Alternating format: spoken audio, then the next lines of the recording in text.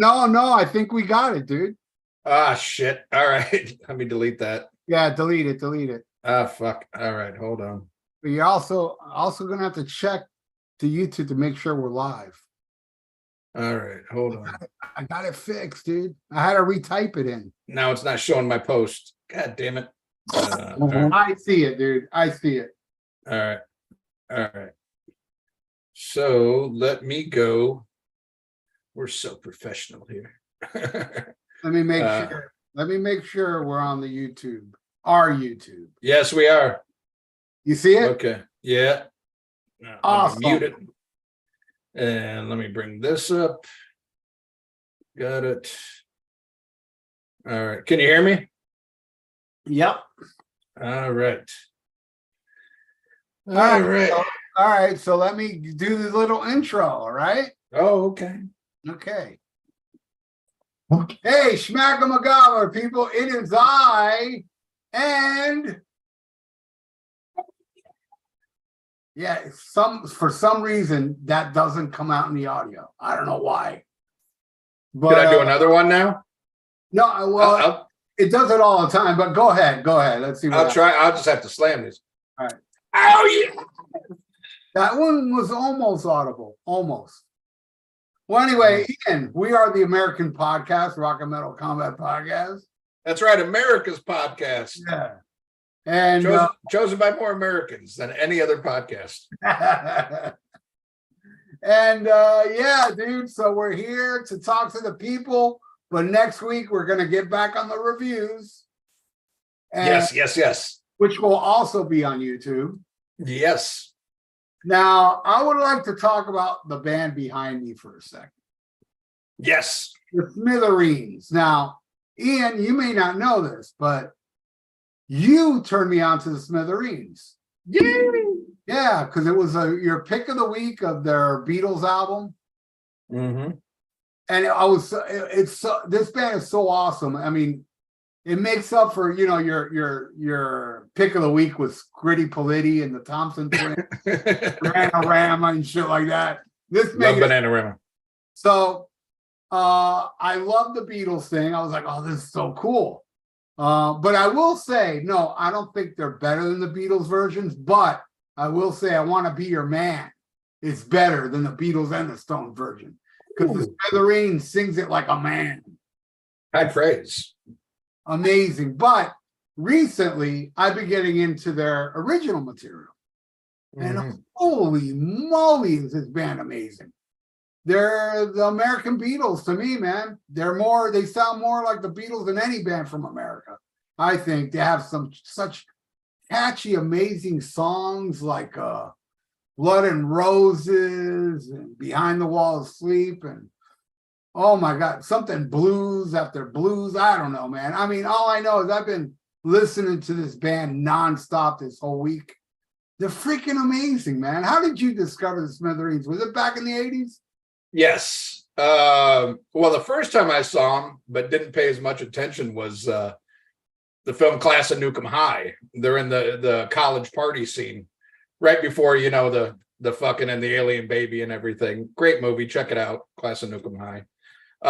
So there's the Tie to You and Thrash or Die, because you're in return to Nukem High. Both parts, actually. Yes.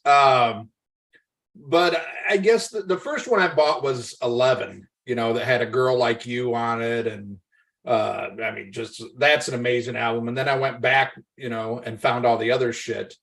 And oh man, and then a movie that I saw when I was a kid, Dangerously Close, had I believe Blood and Roses in it. And when I heard that, I was like, oh yeah, that's in that movie. And I was just hooked. And unfortunately, I never got to see them live. And I had one other friend who was into them, but really that's about it. It was just one of those bands I liked that nobody else seemed to give a shit about. Yeah, I didn't. And I was aware of Girl Like You, that song, when it was new. I don't remember any of the other songs. Right. But I do remember the Girl Like You, and I didn't hate it, but it didn't really grab me, but now it does. Yeah. And just always loved them, and especially what was really neat towards the end of their career. Well, their tenure with Pat D'Annunzio, they used to do this thing where they would come play in your house for like a set fee. I don't know what it was. It was like, you know, it wasn't dirt cheap, but it wasn't ridiculous either. And what a lot of fans would do is they would pick a house and they would chip in together, and they would come set up in your living room and play for you. Nice. And they were that kind of band. And usually they would do them on the East Coast because, you know, they're a New Jersey band. But, you know, it's a shame, you know, they built up, we're pretty much a college rock radio band, you know, got a lot more exposure with 11. And then the next one just didn't hit like the other ones did, but they kept going. But then Pat D'Annunzio's health issues, I'm not exactly sure what the fuck he had, but part of his disease and the medication is what made him so obese. He got really big, and that was due to the medication. And then whatever he had, it ended up, you know, that's what he died from. Because I think it's kind of one of those damned if you do, damned if you don't. You got to take the medication for the one disease, but that medication makes you fat, so that gives you other fucking health issues. And he just passed away. And they still perform. You know, it's always been the original line. The bass player, I think, left in maybe the late 90s. And now he's back with the band, and they have different people who fill in and sing. But it's kind of hard when, you know, D'Annunzio was, you know, the voice, the main songwriter and everything. But I mean, I would go see the rest of the guys, because now it is all the original band with different guys. I think the guy from Gin Blossoms fills in a lot. And, you know, it is what it is. Kind of how the, you know, it's like doing Thin Lizzy without Phil Lynott, whatever the fuck. But yeah, amazing fucking band. Yeah, I'm so glad you're. It's one of those bands, you know, it's like on paper, I think you're gonna hate them, but just knowing how much you love the Beatles, I'm like, man, if he gives it a chance, you know, it'll take root. And it did, so that's awesome. No, it hooked me right away, because when I edited the episode, I went and looked for it to add it to what I was hearing. I was like, holy shit, this is awesome. But I like their originals even more than their Beatles covers. Mm-hmm. Their Beatles covers are great. Don't get me wrong. They're just not the Beatles. But except for that one song I said, but Drowning My Own Tears. I mean, they have such amazing original material. Yeah. And I think what's neat too with the Beatles cover album, they do the early Beatles, which most people, if they do a Beatles cover, you know, it's all, you know, Rubber Soul On. You know, whereas, you know, they did, you know, the beginning of the Beatles. And I like that they took that approach to it. And you hear that in their music because there's a simplicity to it. That's what I was about to say. I hear Help era Beatles and before.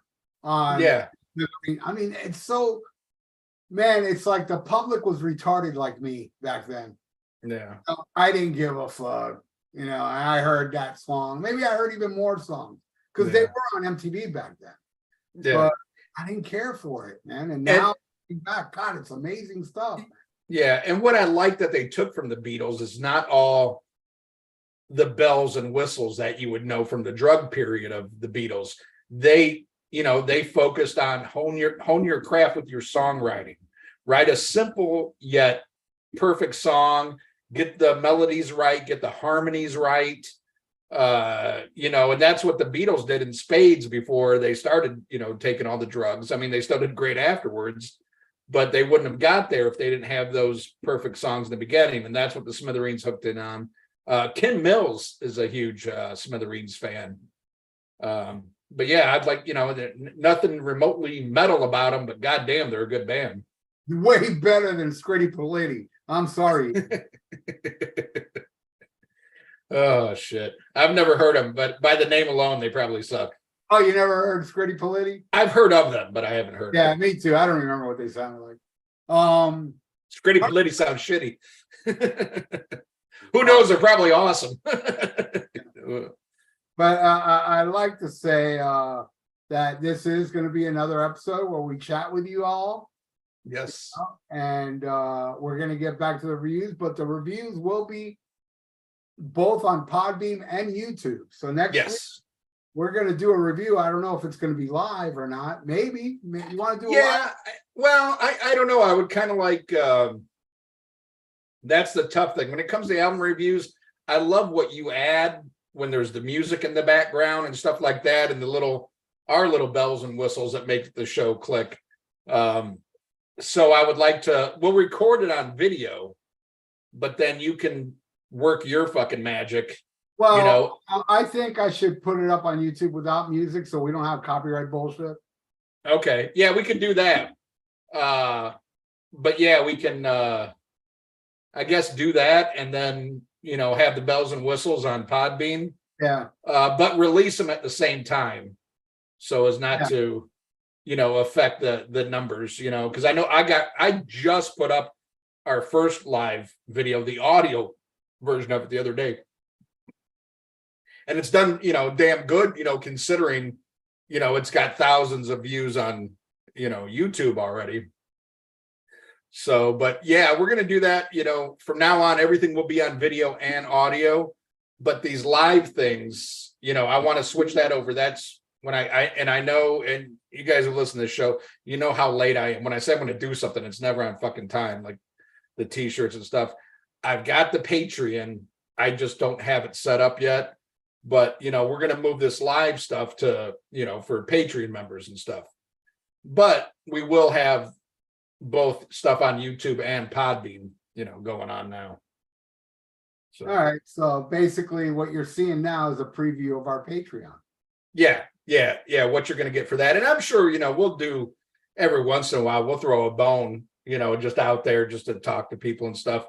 But we want to keep something special for the people that, give us a little extra, right. But I've been enjoying the fuck out of these, even with all the versus questions, but I do like, more thought-provoking questions, but hey, it's your guys' show, whatever the fuck you want.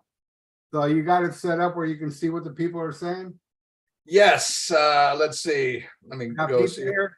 Yeah, we got Jacob Smith, Zoom Nation, Mark Daly, Jimmy James Schwartz, Vincent Longo, Scribbles here, Hannah Montana Hales, Travis Peretta, Josh H, Dick Twatkins. Did I say Dick Twatkins? Well, he's here. Brenda. My girlfriend. That's my girlfriend. Oh, see, she says the Smithereens are excellent live as well. So yeah. she had a smart boyfriend before you who took her to see the Smithereens. Yeah, true. Yeah, you take her to death metal, and that guy took her to Smithereens. Luckily, he's probably dead, and that's why she's with you. Back then, I didn't give a fuck about Smithereens, but her ex-boyfriend did and turned her on to some great music. So I'm very late, Brenda. I'm sorry. Metal Matt's here. Sinkin Stanley's here, or is he? Or is it just a cassette? You don't know. Speaking of Sinkin Stanley, are you aware of who the fuck's her name? A shitty rapper. She did that Wet Ass Pussy song. Oh, I know who you're talking about. Cardi B. Yeah. Cardi B. So I saw a thing online where she came out to a show and somebody in the audience threw a drink at her. And then she took her mic and threw it at him. And the song keeps going and she's still singing. So the whole show was a lip sync show. She just throws the mic, but the song keeps going. And I was like, man, must be what it's like at a Kiss concert nowadays, or a Wasp show. Oh, Sinkin Stanley put that video up? No, I don't know. Who watches Sinkin Stanley anymore? But the same people who go to Kiss. I'm kidding, Tim. He's got a following. The other day, he wrote me and he said, yeah, I know you think I'm beating a dead horse. And it was like, yes, I do, but you have a following, dude. I mean, oh yeah. It doesn't matter what I think. Remember when we went to see Eric Martin? Yeah. That place in Nashville, there was a guy there with a Sinkin Stanley shirt. Yeah. Well, I mean, that's the thing. If you want to make it on podcasts or YouTube, but you don't really want to do any work, just put Kiss in the title, and have your works done. Everybody will show up. But no, Tim, we love you. Yeah. Jacob Smith, Gentle Giant, Fanboy Extremes here. Yeah. Ryan Matson. That's an old school motherfucker right there. This kid was in high school watching us. And now he's probably like older than us. That's how long we've been doing this shit. Dirt Mitz is here. Ron Dimer, Metal Groove 45 is here. Brenda says, ha ha. Ian had to bring up my ex, the one with the really big dick. And Yay! She didn't Kayla, say well, she said ha. She did say ha. Caleb Edmonds is here. And John Katz Sodas says, yo, I'm sorry I fucked up your name.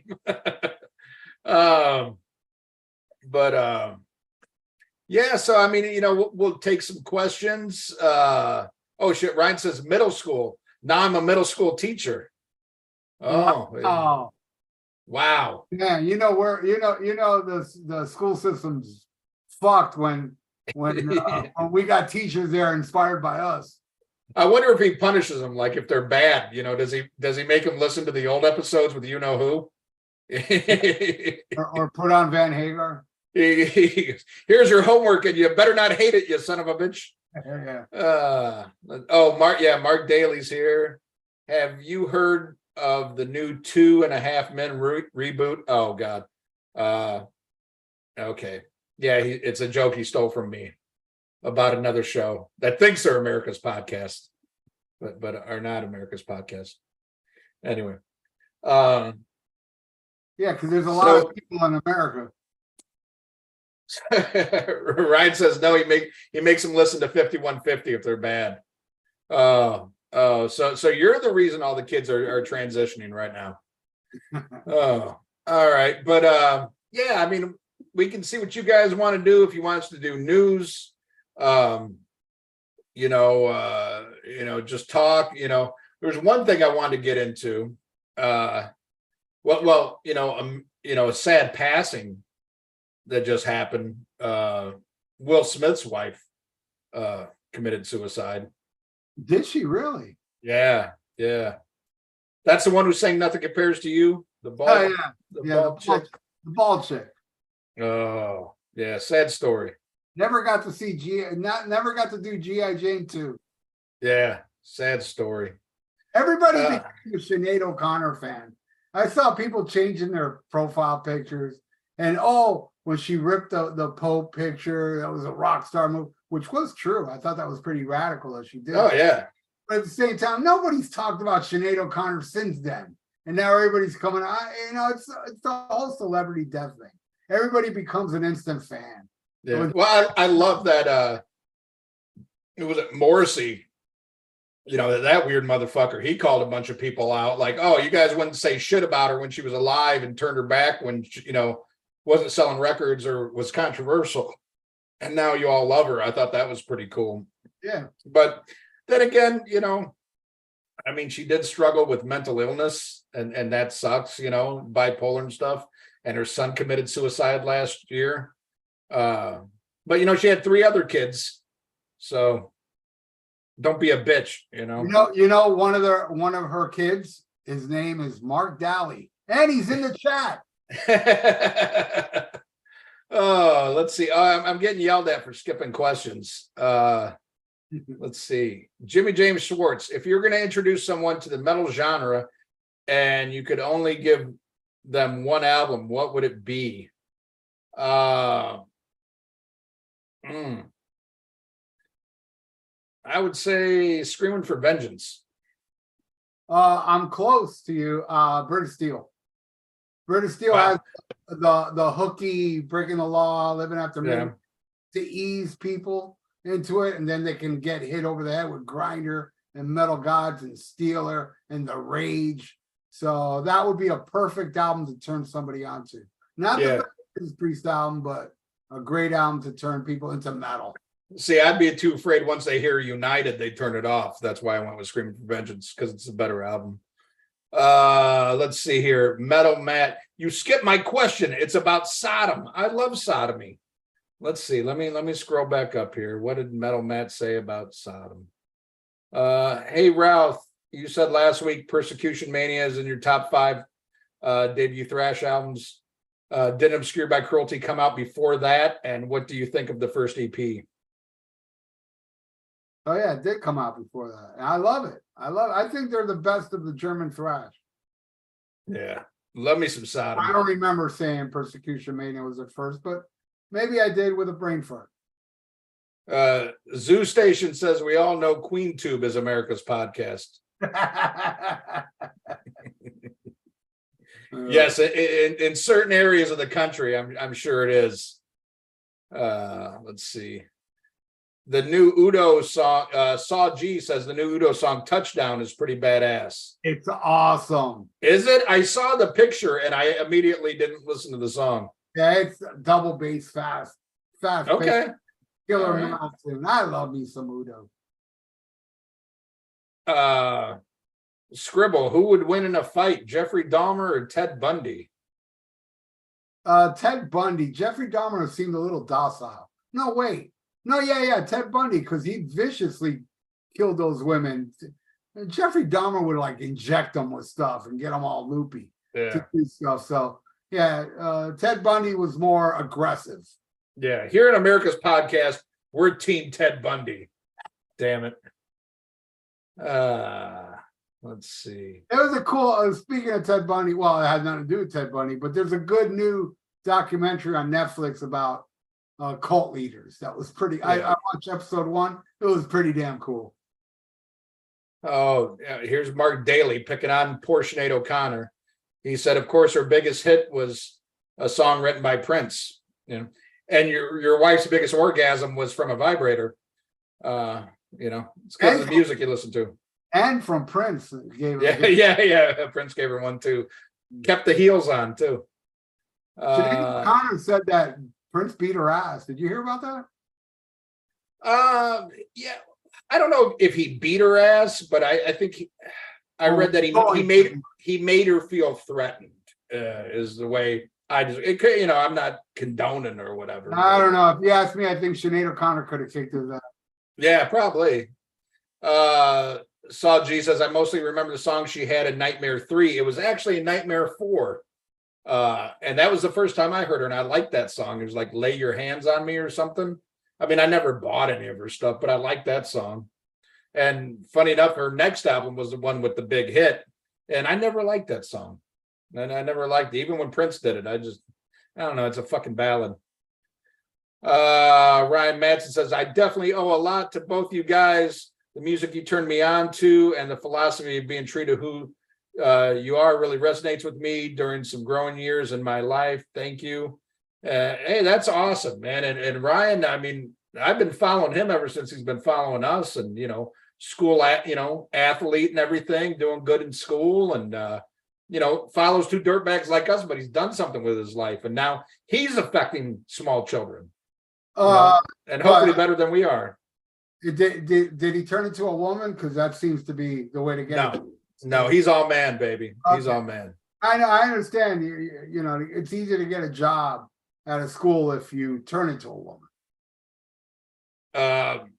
Josh H says, news would be sweet. Every time I get on Blabbermouth lately, I see some dumb headline. I immediately think, what would Ralph and Ian think about this bullshit? Yeah, we can get to some news later. We got time. How do you think John Belushi's career would have ended up if he was still alive? I don't know, man. I don't see how he would be any more different than like Bill Murray or yeah. Well, I don't know. Bill Murray became kind of a serious actor. I don't know if John could have transitioned. I thought the one movie he did that was serious was pretty good. Continental Divide. Yeah, I love that movie. Yeah, but it didn't do well because it's not. Yeah. And Neighbors, amazing movie, but I think that didn't do good. Is because John Belushi was not the straight guy. Yeah. But that's an awesome movie. I think it would have followed like pretty much like Bill Murray's. I think he would have tried to branch out and done something more serious, and probably would have had a career lull, and then would pop back up and be hit. I mean, he just had too much fucking talent, and he's not a fucking total prick like Chevy Chase. So I think he would have rebounded. Like anybody, nobody stays on top forever. Look at Eddie Murphy. I mean, look how big he got, to a point where you think he would never, have a bad, and look at the fucking 90s. And he's still never recovered, if you ask me. I think he hasn't recovered because he doesn't have that look anymore. That look he had was so Yeah, perfect. yeah, I know you say that, but I think it's just, I don't know. It's just he totally sold his fucking soul. It's so funny how he used to make fun of Bill Cosby, and in the 90s he became fucking Bill Cosby, doing all this fucking kiddie shit, for the fucking dollar. But I know you got 57 kids, you got to pay money, I know you probably like it, but for me, man, it was Coming to America that turned me off to Eddie Murphy. That movie just, I'm not a fan. I love Coming to America, but to me, he never topped 48 hours with anything. Oh yeah, true. The first 48 hours is the best. I mean, the first Beverly Hills Cop is awesome though. Yeah, I love but you know what? Out of his first three, I would put Beverly Hills Cop last. I would go like the order they came out: 48 Hours, Trading Places, Beverly Hills Cop. Yeah, I'd have to agree, but still, you can't, you can't fool me with the banana in the tailpipe. Yeah, which you could never do today because it would be, insensitive. Yeah, to bananas and tailpipes. Yeah. Let's see, Wadzilla. Have you ever been in a band? And if yes, what was the name and what did you play? Yeah, I was in a band called Blood Sausage. We have a death metal version of Queensryche. I Don't Believe in Love is on the that's on the YouTubes. That's the only thing that survived. Yeah, and I was a horrible singer. A lot of people don't know it charted in Switzerland. Mm-hmm. Yeah. Yep. And it's banned in Germany. Let's see. Did you see the video of Vince Neil performing You're Invited But Your Friend Can't Come at his solo show a few days ago? No, I quit watching him live. I mean, it's just terrible. Yeah. Travis Peretta, Ian, what are your thoughts on the new Queens of the Stone Age? I think I talked about that on both our live episodes. Yeah, you said you didn't like it. Yeah, disappointed. I don't hate it, but to me, they're just not pushing the needle like they used to. They need Nick Oliveri back, and he needs to work with other musicians. He's been working with the same band pretty much for the last 3 albums, and it shows.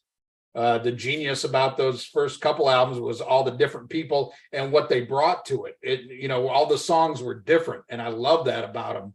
And now it kind of all sounds the same, which isn't a bad sound, but it's not what it used to be. Would I go see him live? Hell yeah. But yeah, the new album didn't tickle my funny bone. And I heard people say, well, he got canceled, well, I was hoping that would be a kick in the ass, but no, and he was one of those, he kicked out, Nick Oliveri, because there was, talk of him beating his girlfriend.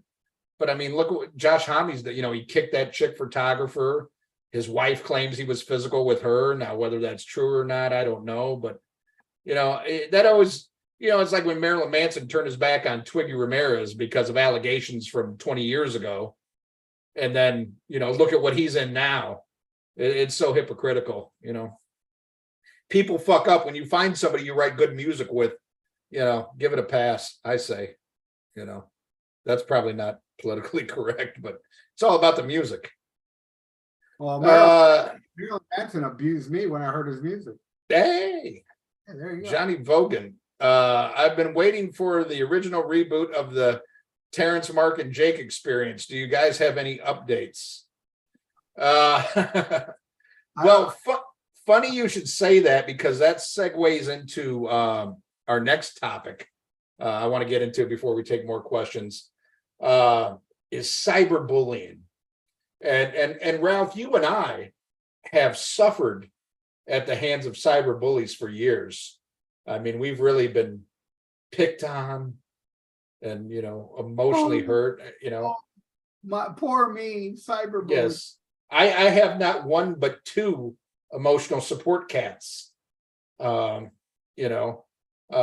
tough. And I did see a video the other day. I was telling Ralph this just before we went on air. Somebody who's never been on our show, but I would like him to be, Sean Morrison, the rock and roll weatherman. Yeah. Shame, shame, shame. He is still being attacked by the person you mentioned. And much like what he does to us, he uses, 14 different names to do it. And, it's just terrible. It's terrible because everybody knows, we're all sensitive, we're sensitive artists. And, you can't make jokes about us. And, it's not nice. It's not nice. It's hurtful, All I can say is at least Sean Morris has a car. Yeah, he does. Even if he lives in it, he has a car. He has a car. But yeah, it's terrible. And Ralph and I, would not work with somebody who cyberbullies because that's just mean. We didn't fuck Andrew Jacobs' wife. We just reported all the other people who did. We just tell the news here. We're not the perpetrators. Come to my window. Let's see. Lesbian. Can you blame her? Nope. Let's see what else we got here. Sinzak. Oh shit! I just lost him. Sinzak. What's the greatest podcast in the world aside from RMCP, and why is it Decibel Geek? I love that. It actually is Decibel Geek. Yeah, because they're professional. And I'm listening to what I'm not complaining because I love Sinzak so much. But when they have those little, they have those little segments called Geek of the Week. Yes. In order to get on Geek of the Week, you need to share the episode. Dude, I've been sharing your episodes, no mention of me, but that's okay. Because it doesn't, like, if you mention me as Geek of the Week, it's not going to lift my profile because there's a podcast you mention every single week that's been around for 8 years and only gets like 30 views. So, but still, I share your episodes, Chris. You don't have to make me Geek of the Week, but just to let you know, you seem to be missing me sharing your episodes. Yeah. I need to get back to share it. I feel I used to share it all the time. And then I got away from, sharing Decibel Geek, to me, and I'm not telling anybody not to share it. Please share it and share our shit too. But, telling people check out the great Decibel Geek is like saying, blowjobs feel good, or water's wet. Everybody knows you want quality, check out Decibel Geek, Yeah. If you want to laugh, come here. You want to learn something, go there. But hopefully next week I'm trying to line up. Don't hold me to it. I'm going to get in touch with Aaron Camaro, the other half, the white half of that podcast, and hopefully he will be on our show next week if I can work that out. We gotta get Chris and Aaron on our show. Oh yeah, well I talked to them. Well, I talked to Sinzak about that. And what I was throwing forth is, Decibel Geek, we copy everything from Decibel Geek. They do their live shows on Fridays. And I said, what we need to do is do a 2-part show. The 4 of us get together. And part 1 will be on their page on a Friday. And the second part will be, live on our page on a Sunday. Because, they are our friends, have been for years. We always have fun when we're together. And I feel bad because they recently got attacked by their fans, by some longtime fans, because they did an episode where they, I don't know how to say this gently. They made fun of Sammy Hagar and took a lot of shit for it. Some longtime fans of theirs were very upset. And I love that because they've been hanging out with us for so many years now, and just that asshole just rubs off. And influence them. Yeah, we actually influence them. But then again, you can't really take credit for influencing somebody to say Sammy Hagar sucks. Again, that's obvious, like Decibel Geek's great and blowjobs feel good. They had a really good episode on Led Zeppelin a couple episodes back. Yeah. I recommend it. I shared it. Well, if you had a name like Mooger Fooger, maybe they'd mention you.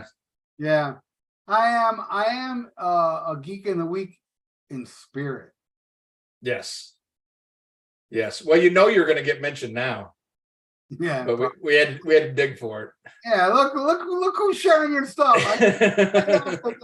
I see the link and I press share, so you should see me sharing your stuff. Oh God. Yeah, check out Decibel Geek. They are the greatest and our best friends in the podcasting community. And that's no slam on our other friends in the podcasting community, but I've said it verbatim. We wouldn't even be here if it wasn't for Decibel Geek. So much love to Aaron and Chris. Oh, and my or is it Chris and Aaron? I don't want to piss anybody off. We wouldn't be here because of Decibel Geek because how much they helped us. Oh, but yeah. I got to give a shout out to the late, great Bob Nalbamian. Yeah. Was the one that made me want to do a podcast. You know, he was my inspiration. Yeah. But Bob Nalbamian was doing, like, he was one of the first guys to do podcasts. Yeah. And he was the Skull Session thing. And I was thinking about Bob the other day. What a great dude that dude was. Oh, and, yeah. Like, you know, he's a legend, man, for 40 somewhat years and champion metal. And oh, yeah. Metallica would fly him out to their anniversary shows because he was friends with Metallica before when they had Rob McGovney, you know, even the Lloyd Grant era.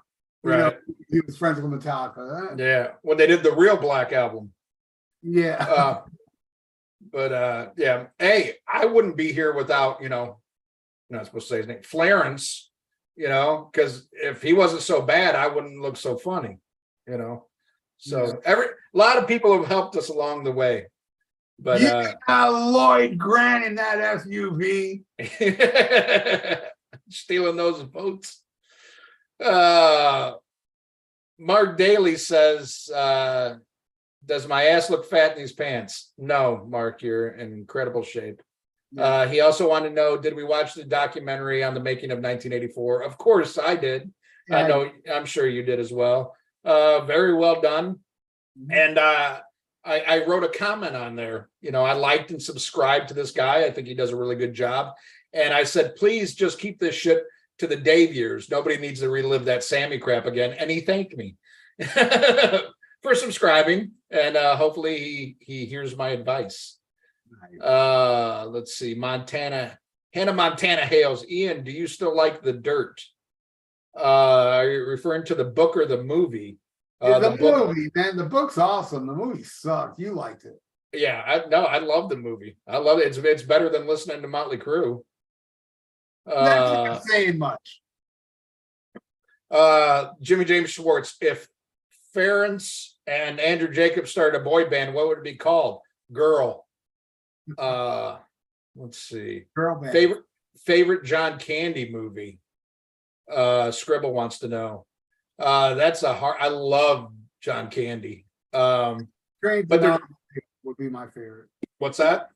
Planes, Trains, and Automobile would be my favorite. That's a great one, and it's hard because he was so good. Even in movies, you wouldn't consider a John Candy movie. I would probably go with Uncle Buck. I love Uncle Buck. Yeah, Uncle Buck, and I loved him. Yeah, he wasn't really big character on Stripes. He's great in it. When he was on the cover of the team yeah, Tiger Beat. That was awesome. I love John. Hey, Ian. This is from Jacob Smith, Gentle Giant Fanboy Extreme, Esquire, the second. Hey, Ian, do you like Steely Dan? I turned Ralph onto them. No, Jacob Smith, I do not like Steely Dan. I love them. Have for years, and I've always talked about that. I never liked Steely Dan. And he sent me, you know, some track by track. I saw you did one. I haven't watched. I was scared to watch it. Yeah, man. I listened to that. I was like, damn, it's really good. I never understood the greatness of Steely Dan till he turned me on to him. Yeah. No. Yeah. Yeah. Steely Dan is incredible. I mean, I've seen him multiple times, have every album. I'm definitely, I love the first era, like the pre-Asia the most, but I like it all. But that's my favorite. James West is here. What's up, everybody? What's up, James West? We love you, brother. Johnny Bogan says mine is Great Outdoors. I love that. Another great movie. Another great movie. Dirt Mid says Eddie Murphy should make a live action Gumby movie. I'd go see that. Scribble. Oh, god damn it. Every time I touch it a little bit, it goes all the way down.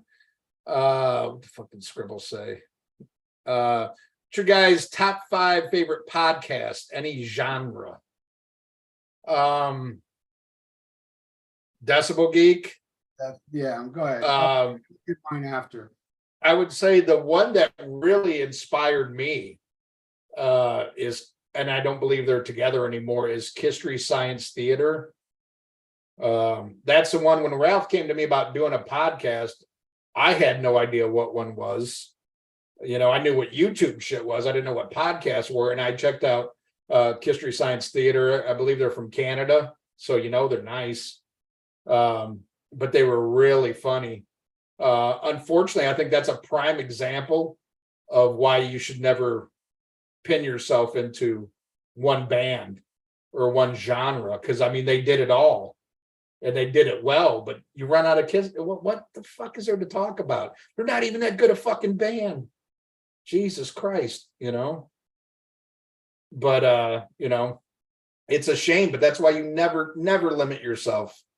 And it's kind of hard. I don't listen really to podcasts. I don't even listen to our podcast. I used to. I watch more YouTube videos now. I watch a lot of stuff more on movies, especially stuff like on, you know, boutique labels, like Vinegar Syndrome and Arrow Video, shit like that. A lot of stuff on horror. I watch more YouTube stuff on movies than I do music podcasts. It's hard to find ones that entertain me. A lot of them, they either talk about shit, they say shit I already know, so I'm not learning anything, or they're just boring. And I think that's the death knell. You know, you don't fucking bore me. But Cobras and Fire, there's a lot that I love. I really don't listen to podcasts anymore. But you guys should, you know, listen to us. That's just me. I like going to sleep with podcasts on. Dude. I like hearing people talk. So definitely Decibel Geek. Definitely Bob Nalbamian Skull Sessions. Yeah. Rock All Over You podcast, really good. Cobras and Fire is really good. Yeah. And the last one would be, well, hey, you were talking about, you can only talk about one thing. Yeah, well, this podcast, and I don't even know the name of it. I think it's called Sabracadabra or something, where they talk about every single Black Sabbath album, and these people do their homework. So that's another podcast. I know there's plenty other ones, but those are the main ones I listen to. But also there's, long videos like the Contrarians. When they have like those long discussions, that's like a podcast to me. So I'll play that. Yeah. Contrarians are awesome. And I've recently been on several of their episodes, whooping ass on those trivia. I won every one but one. And that one I was in second place, but and that one was rigged anyway. Yeah, you won that one. I'm going to be right back, and we'll get back to your questions. All right, now I'm going to get my entertain the good people. I'm going to get my drink when you get back. But yeah, so let me think of some other podcasts. I know there's other podcasts I listen to. There's a podcast, again, I can't remember the name of it, but they talk about The Shining. And there's many episodes on The Shining, so I listen to that because the details of The Shining are endless. And well, let me see if I can find this chat here on my phone so I can see other questions, and I can answer them. Let's see here. Y'all there? Am I boring you? Give me just 1 second, man. Just got to find the Rock and Metal Combat Podcast. YouTube page. I'm so glad we got this working on this page. All right. I'm almost there. Oh shit. Oh, I see. Okay, I found it. And let me lower this. Best guest musician on Saturday Night Live. Ian won't agree with this, but I would say Fear. I forgot to mention that today in the morning I did a podcast with the Metal Voice from Canada, and they had me on for Black Sabbath trivia. Now, I was the only person that getting the questions, where everybody else I was playing against were in the chat. So it was a bunch of people in the chat, obviously looking at Google, because the questions I didn't know, like, what football team does Geezer Butler own? Ian, come on, you need to get on Google to find that shit out. The Houston Oilers? I don't know. I said the Birmingham Bulldogs. And then I found out there wasn't a team called the Birmingham Bulldogs. Well, anyway, I went against all these people on Google, and that guy knew the name of the. I was like, you're Googling this shit. All these people are Googling this shit. I ended up slaughtering them all. I mean, I think the guy that got the most points was like 7, and I got like 17. And this is my Google, baby. I did get some of them wrong, but even when people cheating on Google, I kicked their ass. Hell yeah! All right, bitches. Go ahead. Before we go any further, I got to say I love my wife. She's watching right now. She told me I had to proclaim my love for her. So I love you, Holly. Cheers to your love to your wife. Mm-hmm. Now let me go get some mango tea, and you answer the next question. I should answer when I get back. Okay. Well, I want to include you, Ralph. Guess I'll just wait and talk to you guys. Just answer the question. Then when I get back, I'll answer it. Okay. You don't have to yell at me. What's some of your favorite Udo albums other than Animal House, since that was supposed to be an Accept album? I've never listened to an Udo album other than Animal House, and I have 37 of them. It's just one of those things. I keep them in my collection, and I always say, I'm going to check these out. And I haven't checked any out since Animal House, but I dig Animal House. It's just, I have about 30,000 albums on my computer. And I guess I'm not too drunk because I said album, right? Or did I? I don't know. Anyway, yeah, I ain't got time to listen to everything, Someday I will. But who knows? Maybe I'll never listen to another Udo album on purpose. But I'll keep downloading them because that's what I do. Best musical guest performance on SNL. I'm a big Prince fan. Probably say Prince, but there's been a lot of good ones. Prior. Can't say that I like too many. I'm a huge SNL fan. I still watch it. I still think there's good shit on there. But just like every season, people glorify the original SNL. I have all those seasons. It's the same as it is today. You're lucky if you get 3 or 5 great skits. Not all of them land. So I don't, succumb to that. Oh, they used to be funny and they're not now. No, it's always been the same. Some land and some don't. But they just don't get good musical guests anymore. But I give them credit for always in their history, they've had new artists on there. I just don't like new shit anymore. But I found, she's not metal, but St. Vincent. I remember I saw St. Vincent on there. And watching the performance, I thought this is either the best thing I've ever seen or the worst fucking thing I've ever seen. And I loved it that it had that effect on me. That I couldn't, and then I went back, I ended up loving it. But it's rare. It's very rare I see anybody on SNL musical that I like, because it's all hip hop and R&B shit, and which I love, but not since like 1987. So now I gotta pee. I'll be right back. Okay, I'll keep going. Have you heard the new KK's Priest? No, I haven't. I think I have it, but I haven't listened to it yet. I watch more movies nowadays. I don't know. I've kind of rock's dead. Did you guys see the latest Evil Dead? Was kind of disappointed that it wasn't Bruce Campbell appearance. I agree. He is in it. There's a voice part in it. That's Ash. Supposed to be Ash, like transported to the 20s when they play the record. He's one of the background ones. I thought it was, I don't know. My opinion could change. I didn't think it was great as people said it was, and I don't think it's as bad as some people said it was. But it just didn't feel like. I love the not. I guess not a remake, but the last one that was called The Evil Dead. Ralph hated that shit. I loved it. Chris Sinzak. For some reason, the shares from some folks don't show up on the shared list when I make the Geek of the Week, probably due to privacy issues. Sorry, Doc. Yeah, it's probably because you have Ralph blocked. God damn it, but I get it. Definitely want to do the crossover stream with you guys. That would be amazing. Love them, you know. And if you've heard any of the appearances that Sinzak or Camaro have done on here, some of our best stuff. And I still consider another crossover one, our Rock and Ron episode. Rest in peace, brother. We love you. And that's something when we do the crossover episode, that will definitely be in honor of Mr. Rock and Ron Runyon.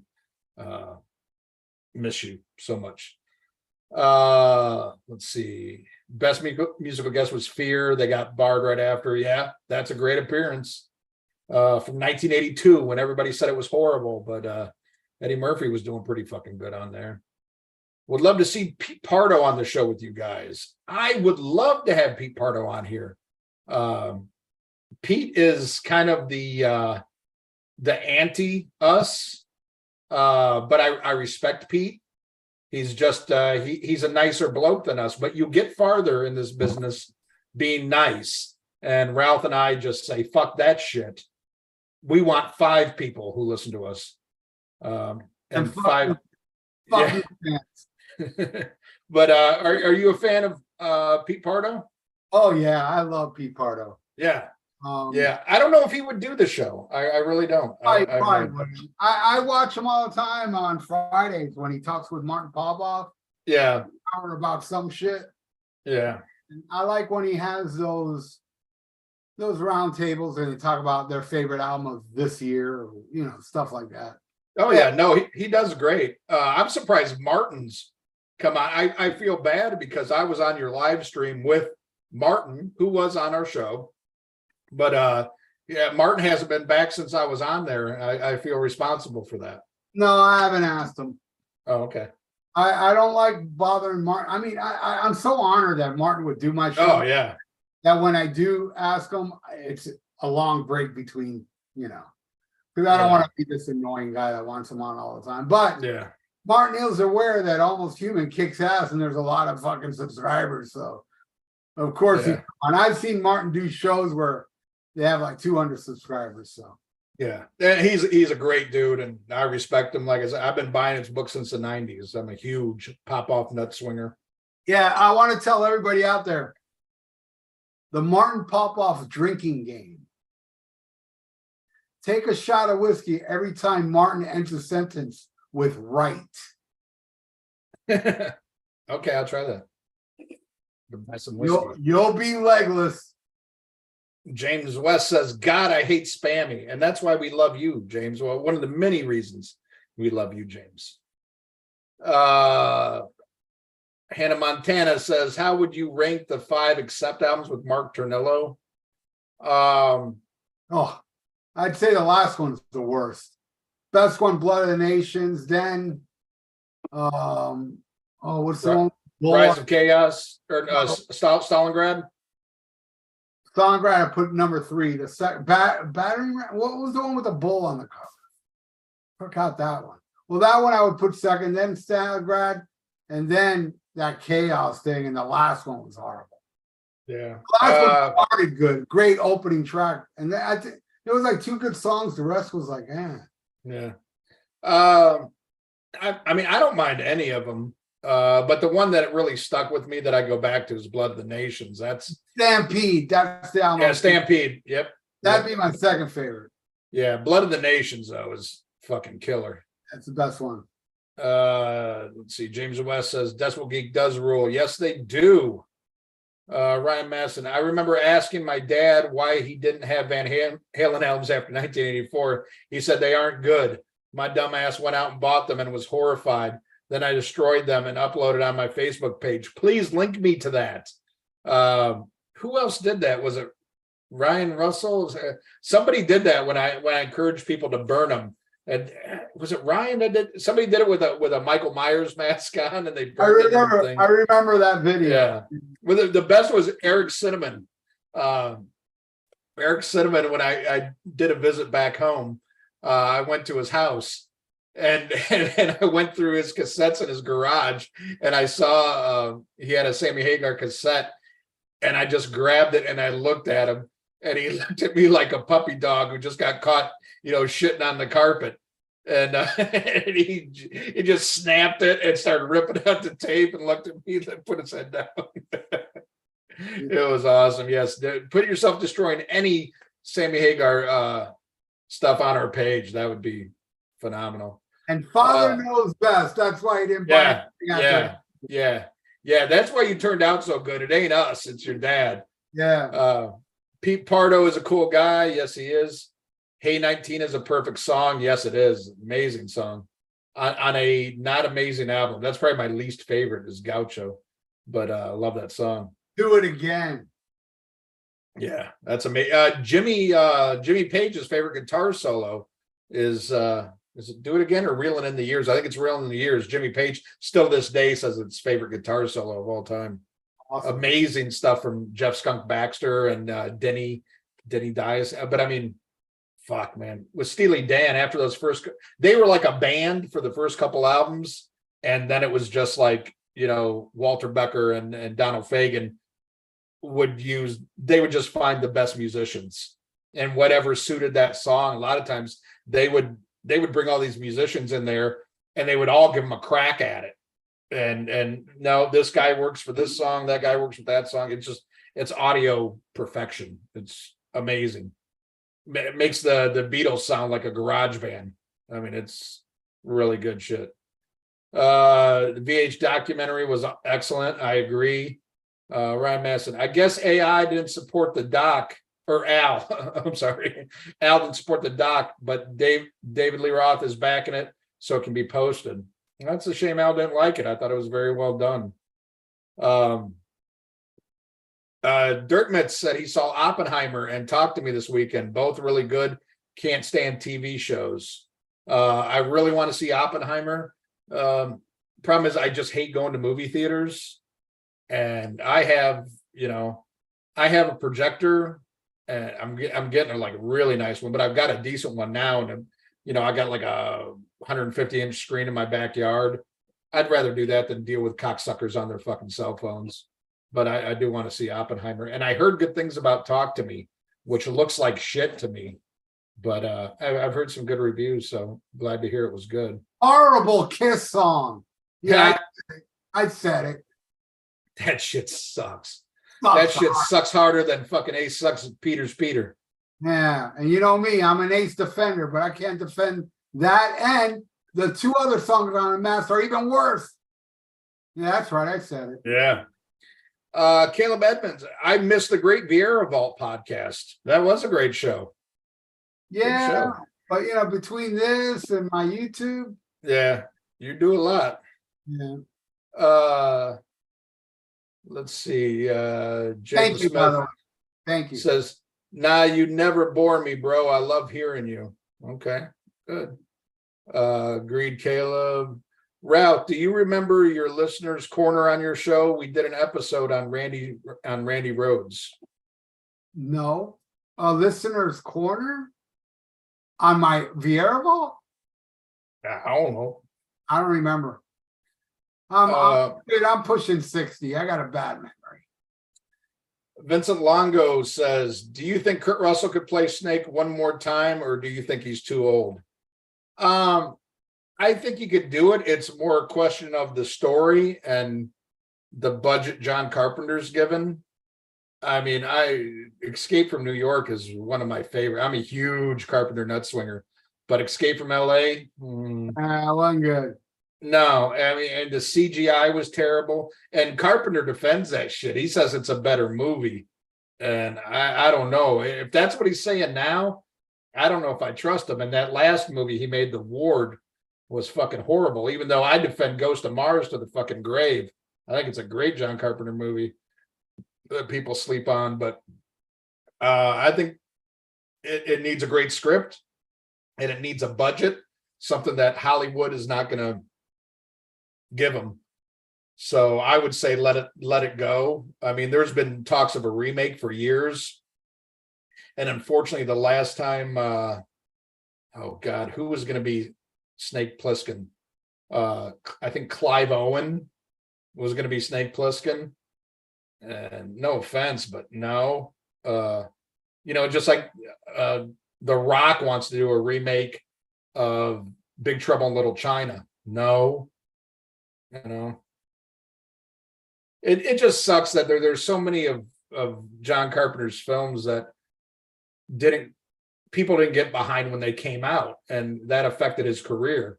And it's great that everybody loves him now, but that don't help his ass now. Y'all should have been in the fucking movie theater with me seeing that shit. Yeah, I was in the movie theater for The Thing, and that kind of flopped. Oh, loved it. Yeah, that movie flopped big time. And now and critics hated it, and now it's rightfully considered one of the greatest of all time. I mean, that's definitely in my top, not just horror movies or Carpenter films, that's in my top 10 movies of all time. That is a flaw. I still think it's his masterpiece. I'll take that over Halloween every day. And I love Halloween, but The Thing is fucking perfection. And there's talk of a sequel to that now, and that scares the shit out of me. They did that. They kept it open for a sequel the way it ends. Yeah. Well, no, it's great, but I mean, it bombed, so that killed it there. And then they did the prequel, which I didn't think was horrible, but the CGI. I mean, when you have a movie with the greatest practical effects ever put on film, and then you do a sequel / prequel to it, and you use CGI. What was the prequel? The prequel came out maybe 2008, 2011. The prequel takes place, in the beginning of The Thing, where the Norwegians come and they're shooting at the dog. Yeah. Okay. Well, it's about the Norwegian camp. Yeah. What was it called? It's called the Thing. How original. They just called it The Thing, but it's a prequel. They didn't say it's just. Yeah. The Thing, the beginning. What was the other one called? The Thing too, right? No, that's what it was called. The Thing. Just the same as John Carpenter's. Oh, so this wasn't a John Carpenter movie. No. But yeah, it sucked. It sucked and it bombed.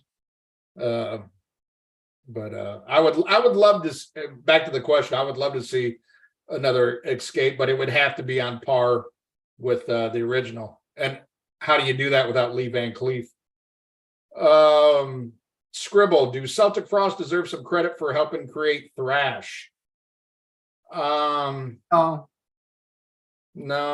Death metal, and shit like that. I think they're definitely pioneers in that, but I think Celtic Frost was their own thing, and then that's what's so awesome about them. They're just like Celtic Frost.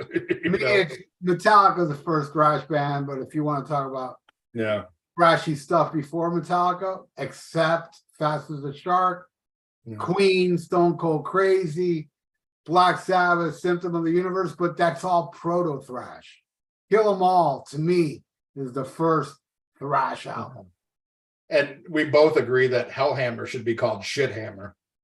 I am not a fan. Everybody likes Hellhammer. I can't get into it. All right. William Kirkpatrick, thoughts on a potential Paul Stanley vault experience? I would be a first day downloader, but I could guarantee you this. If it was old Paul Stanley songs, it would be better than the Gene Simmons vault.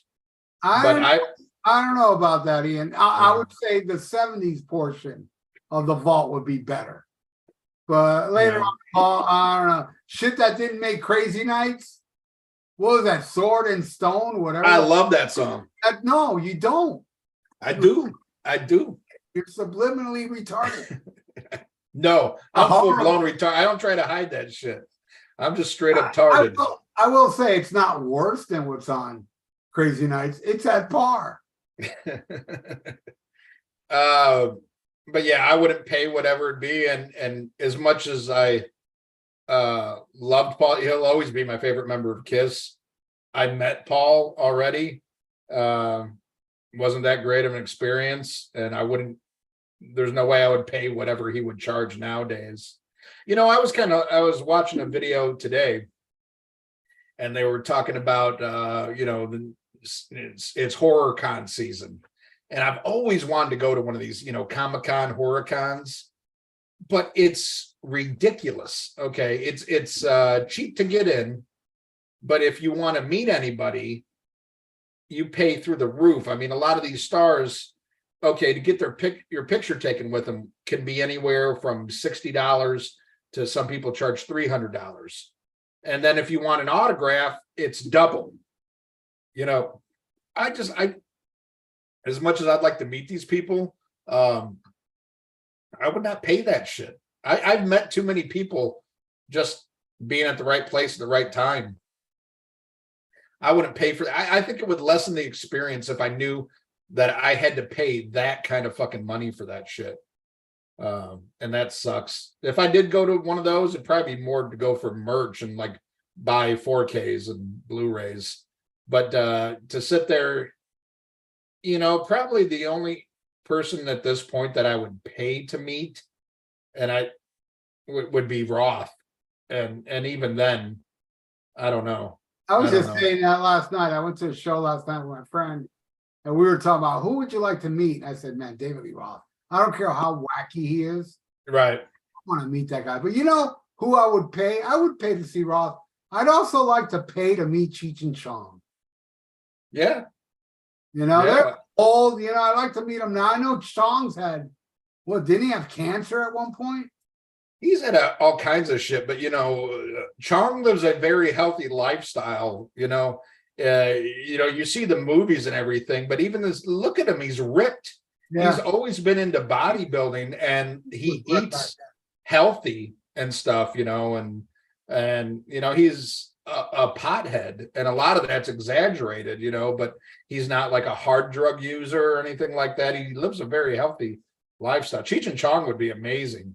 But you know what? I'm not going to pay $300 to get my photo taken with Nev Campbell. Not going to happen. And people that I would like to meet, like Robert Englund, it's through the roof. It's like $200 for a photo. And to me, that's when you asked about the podcasts, it's a podcast, but I watched the YouTube version. There's an incredible one with Sean Clark and Christopher Nelson. And goddamn, I'm so drunk I can't remember the name. But I was so happy to see Sean Clark, who's a special effects artist. And he was in Kill Bill. He played the bride's husband in Kill Bill. But like to meet him or get your picture taken is like $40. And he's just, you can tell on the show, he's just a humble, cool guy. He's a metalhead. He's a huge Ace Frehley nut swinger. He's into Maiden and shit like that, and just good shit. And he's as ornery as us. It's a really good show. I can't think of the thing with two heads. I highly recommend it. It's on YouTube and it is a podcast. But anyway, I like that he kept the prices down. But I'm really against paying to meet people. But Ralph and I are older, man. We came from that era where if you hung out at the show, good things would happen, or if you were in the right place at the right time. And those moments just seemed better than anything I've ever paid for. Most of the times that I've paid for stuff like, Kiss conventions or shit like that, it's so fake. I've had much more real experiences just meeting people. So let's see. Best live band of all time, Gypsy Eyes 86 says. He says The Who. I will say this, The Who ruined a lot of bands for me. I saw The Who was my second rock concert, and they played for like 3.5 hours. And I thought that was amazing. I thought all bands of that stature played for 3.5 hours, and I saw the Stones a couple months later and they only played for 2. And I was pissed. I was like, come on, you guys, The Who played that long. I mean, one of the greatest live albums of all time is Live at Leeds. But greatest live band of all time? Oh, I don't know. I don't know, but probably David Lee Roth was singing. Yeah, well, that's mine, dude. I never saw a show better than the Fair Warning tour. And then I would say the second best show I ever saw was Women and Children First tour. And then the other two was Diver Down. I saw Women and Children First to 1984. All those shows combined are my favorite shows, where Fair Warning is my favorite. But then fast forward the next decade, Pantera was the best band of the yeah. Hands down the best band of the yeah. I will say that. And that's, I think would be a problem for me is a lot of my favorite bands, I did not see them in their prime. I saw them in the making sure they can pay for their house tours, where Pantera, I got to see Hungary and in their prime. And that, yeah, you're right. They were by far the greatest band of the fucking 90s. And just killed it. Yeah. Pantera would be right there with Halen. Phil, like David Lee Roth, Phil really did have that crowd. Oh, yeah. Palm of his hands. Dave did the same thing. Yeah. Phil worked for it a little more than Dave. Dave just had to stand there. He didn't have to say a fucking word. Place go ballistic. Right. Phil worked for it and he got what he wanted. I'm looking at you all like an eagle. You say shit like that, and the place would go ape shit. It was awesome. And that's the thing. I think a lot of people nowadays, they see what Dave is now, and they see the difference, and they don't understand what he was back then, and the magic, and then the magic of that band firing on all cylinders, and they'll just point out like, oh, I don't know the fucking words, and he didn't sing this, but if you weren't there, and I wasn't there, I mean, I saw videos, and I can only halfway get what it was, but I feel it through the music. But yeah, Van Halen, Pantera. I mean, I've seen the Stones. I'm a huge Stones fan, but I saw, Stones with two keyboard players. I saw Guns N' Roses version Stones with all the background singers and all this shit, And that's why Guns N' Roses sucks now. Sucks big veiny cock. Guns N' Roses. And what? Appetite for Destruction, that sucks compared to Van Halen 1 when it comes to debut albums. Yeah. See, Van Halen 1 was all killer, no filler. Appetite for Destruction, you got Anything Goes, Thing About You, crap. Thank you. Yeah. TJ James, music is here. Hello, you absolute legends. We love you, TJ, you goofy son of a bitch. Poor guy. Not only does he have cerebral palsy, but he has AIDS of the ears because he likes Sammy Hagar. But we love you. We love you, you crazy fucking Australian motherfucker. That's the only guy on the planet that thinks Brandon's a good song. Let's see. God damn it. Every time I have this. James West, which movie do you prefer between Planet Terror and Death Proof? I love both, but Kurt Russell with his badass car and those hot ladies in Death Proof rule.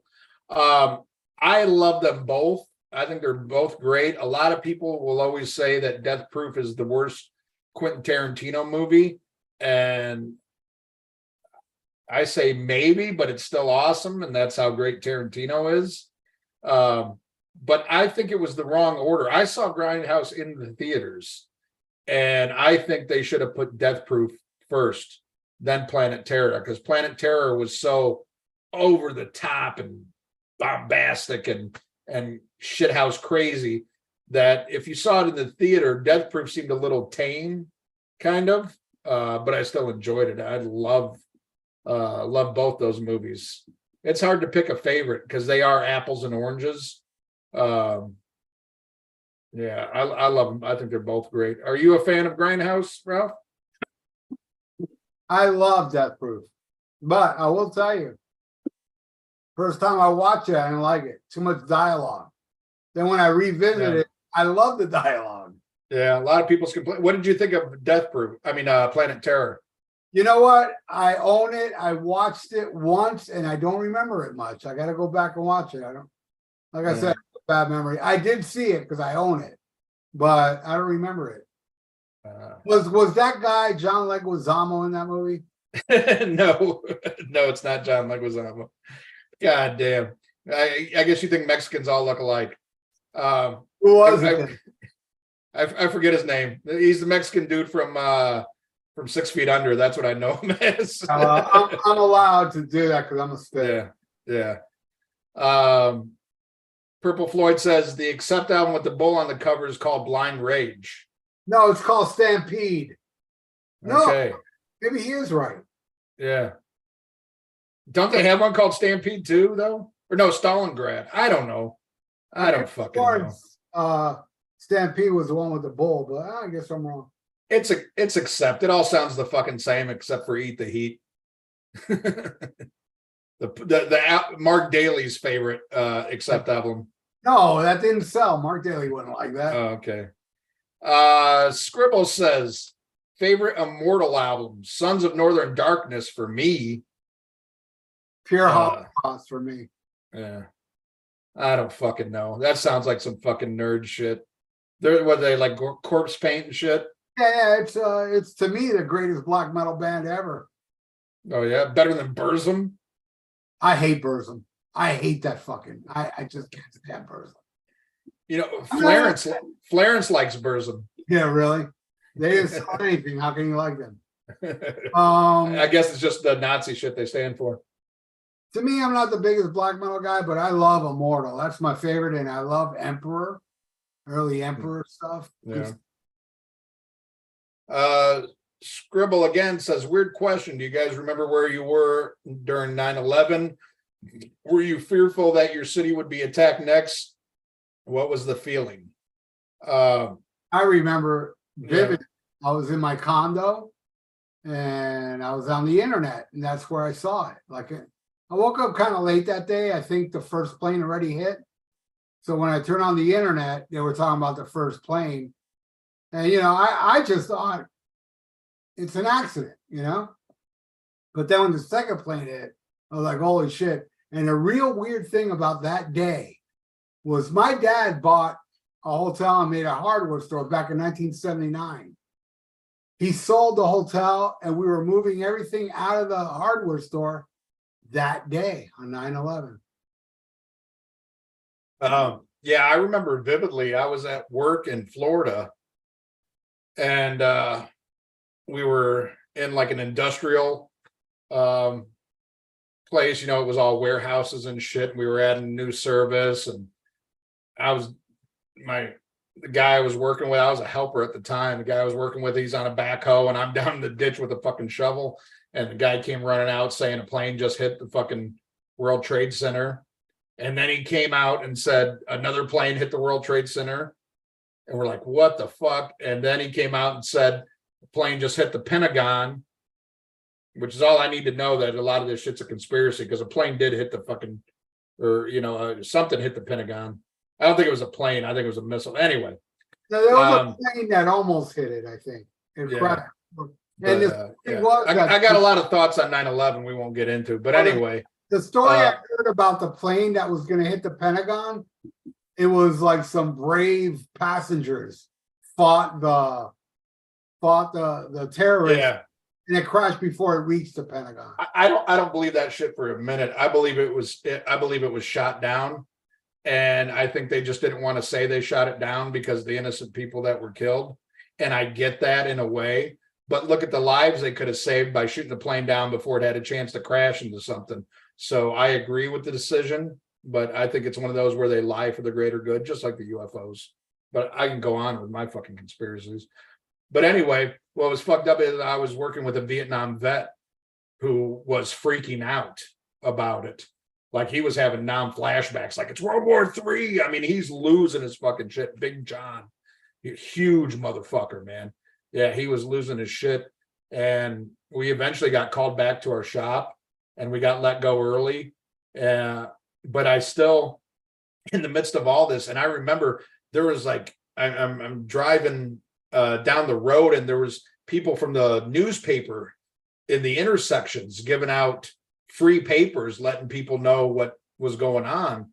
And I still went to, I went to Best Buy to buy the new Slayer album because God Hates Us All came out that day.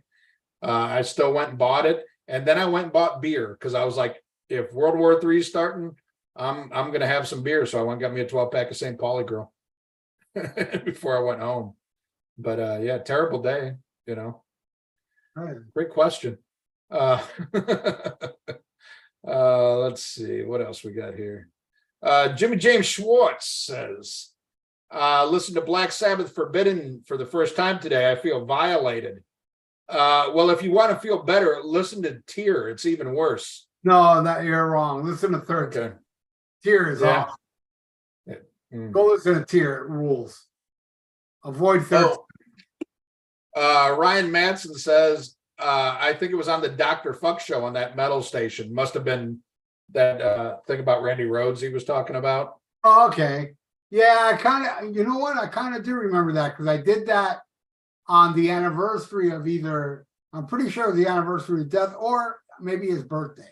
One of the two. I do remember that. Yeah. Now I do remember. Okay. Josh Yates, best Mel Brooks movie. Oh, I love Young Frankenstein so much. And I love History of the World, but I love High Anxiety.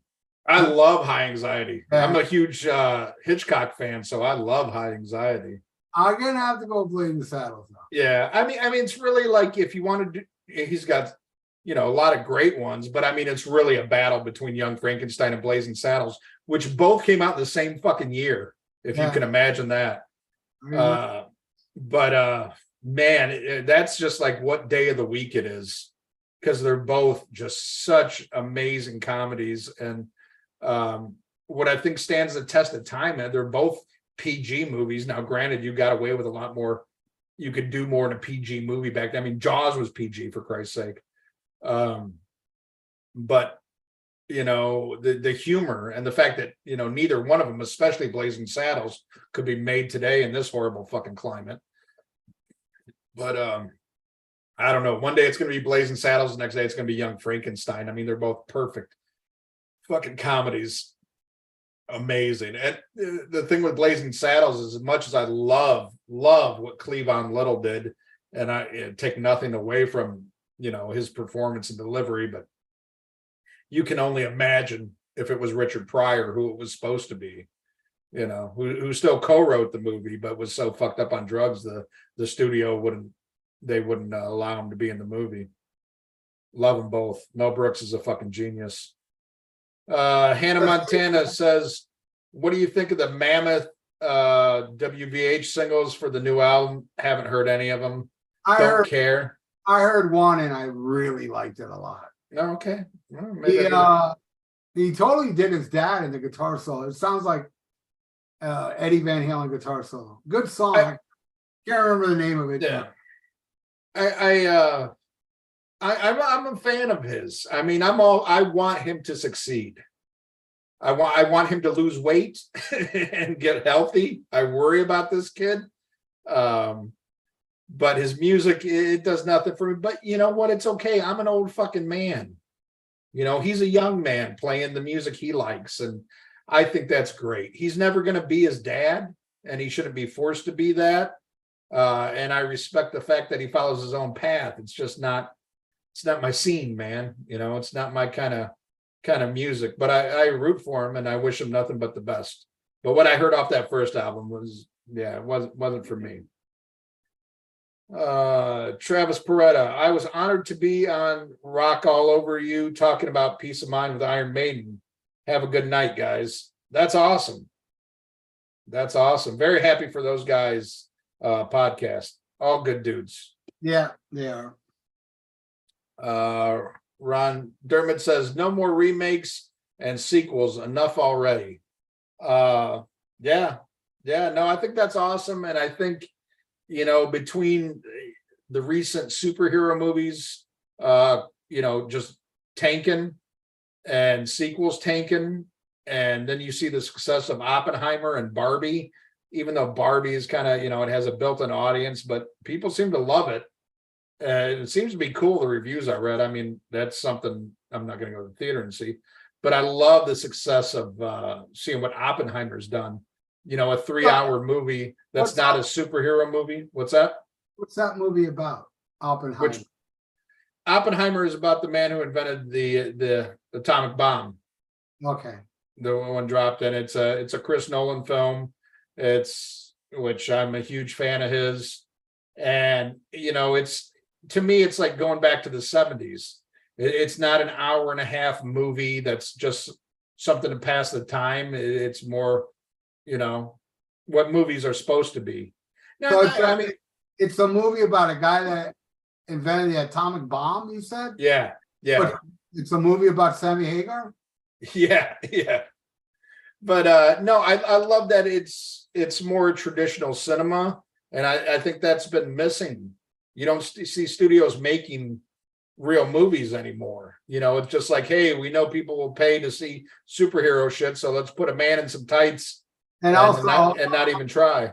And also, let's put Robert De Niro in another stupid comedy where he plays an old guy. Yeah, well, blame his ex-wife for that. That's Robert De Niro we're talking about. He's doing a lot of shitty movies. Oh yeah, well that's why I love. There was some shit I saw online. I guess it was a fight he had with his now ex-wife, and I guess she just bled him dry of money. And so a lot of these movies you saw Robert De Niro doing, like, why is he doing this? He's Robert De Niro. Why is he lessening himself? And it was because of her bleeding him dry financially. He was basically becoming a Nick Cage. I'll do anything because I have to have money, because this, she's like a Sharon Osbourne, spending it as soon as it comes in. But now she's gone. But unfortunately, all these years wasted where he could have been making good movies. He was making anything that came along to pay the bills.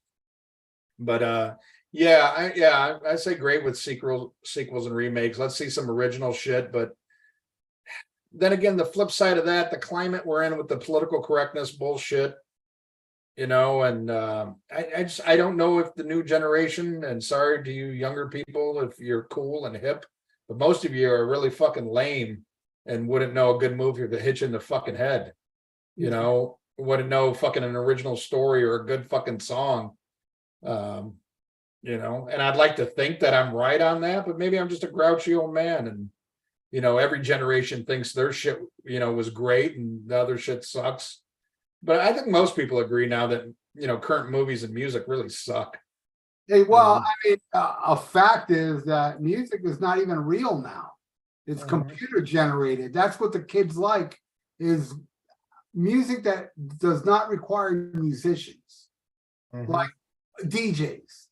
They have that big festival down here, techno festival. That shit rules all. Our festivals ain't nothing compared to the techno festivals. Oh yeah. Kids today like fake, and you got the fake CGI in movies. Yeah. More fake, the better. People are fake. Look, I recently, I ain't gonna mention the dude's name, but he's all mad at me and he won't talk to me because I tell him the truth. And the truth really offends people these days. You can't bring up the truth to people. You bring up the truth. I'll give you an example. Many years ago, some guy said to me, "Hey, you got a list," which is a flaw, right? But I was like, yeah, I guess I do have a list. It's the truth. It's the truth. I got a list. Yeah. Okay, whatever. But you bring that up to somebody else that has a list. Oh, you're bullying me, is what they said. You're bullying me. Guy is saying I'm bullying him. Whatever. Doesn't matter. Bunch of pussies. Yeah, that's what we are. It's a generation of pussies. Stop bullying me. You're bullying me. Man, you know what? Put on some pants. Take off that skirt and be a man. You're on the goddamn internet. You don't let anybody bully you. Be a man. Thank you. Let's see. Vincent Longo. Oh yeah, The Rock being Jack Burton would be horrible. Yeah, I agree. He couldn't even be Black Adam. I'm blacker than the fucking Rock. I should have been Black Adam.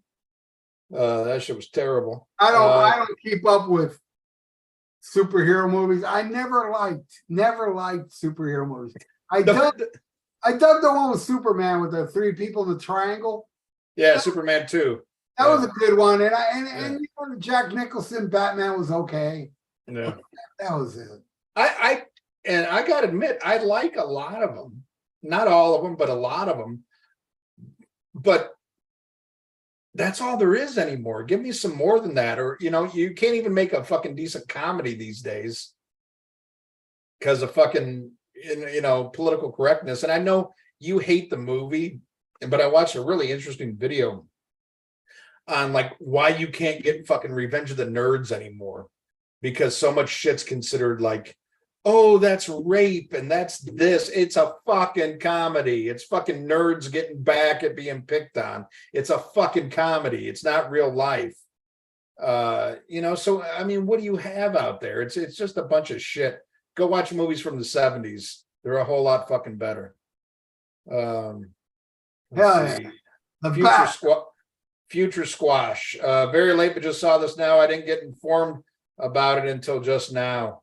Go on our Facebook page and watch this shit because we've been promoting it. And make sure all you motherfuckers subscribe to this channel and share. And hit that like motherfucking button and hit the notification to where it rings every time we got something going on.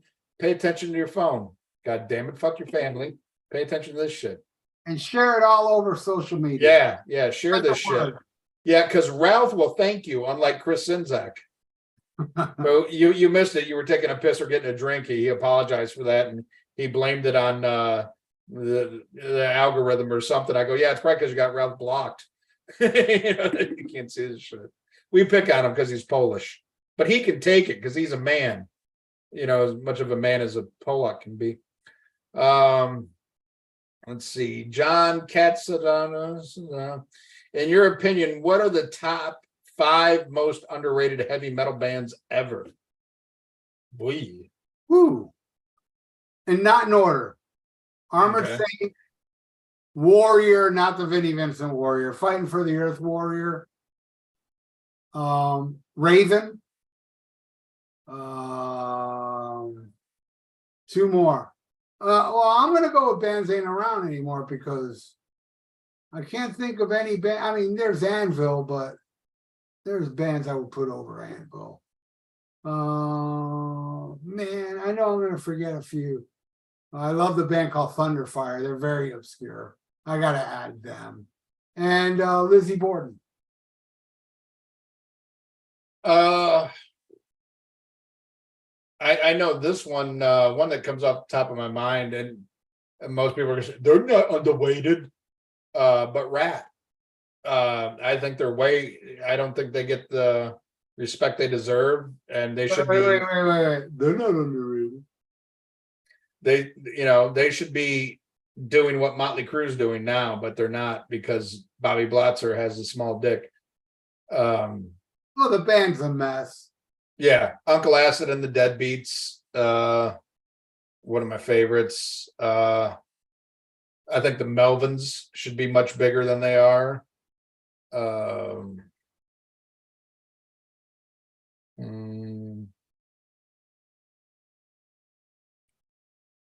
don't know. I don't pay as much attention to that. I just like what I like, and I know I have superior musical taste. And I'm tired of trying to convince people and shit, and because the shit will always rise to the top. That's just pure and simple. High and Dry is an amazing album, but Hysteria fucking goes through the roof because most people have taste for shit. And that's another thing I want to get into. That shit's driving me nuts. This gatekeeping shit. Have you heard about this crybaby bullshit? No.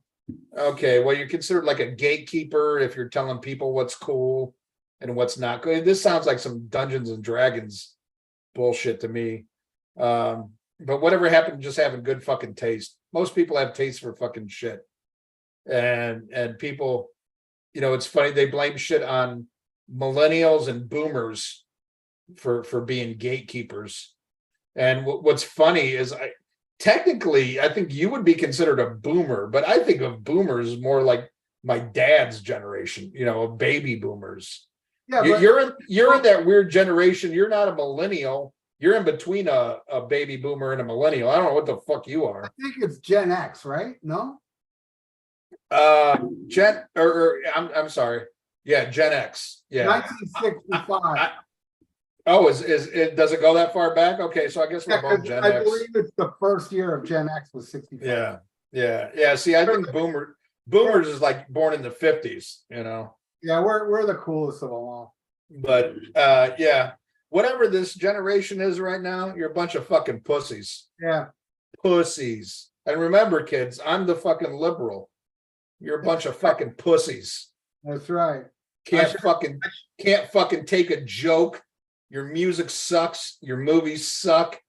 Everything I say hurts your fucking feelings. You fucking pussies. And I'm even more pissed than Ian about this. Yeah. So fuck you. I got your gatekeeper right here. You fucking half a bitch.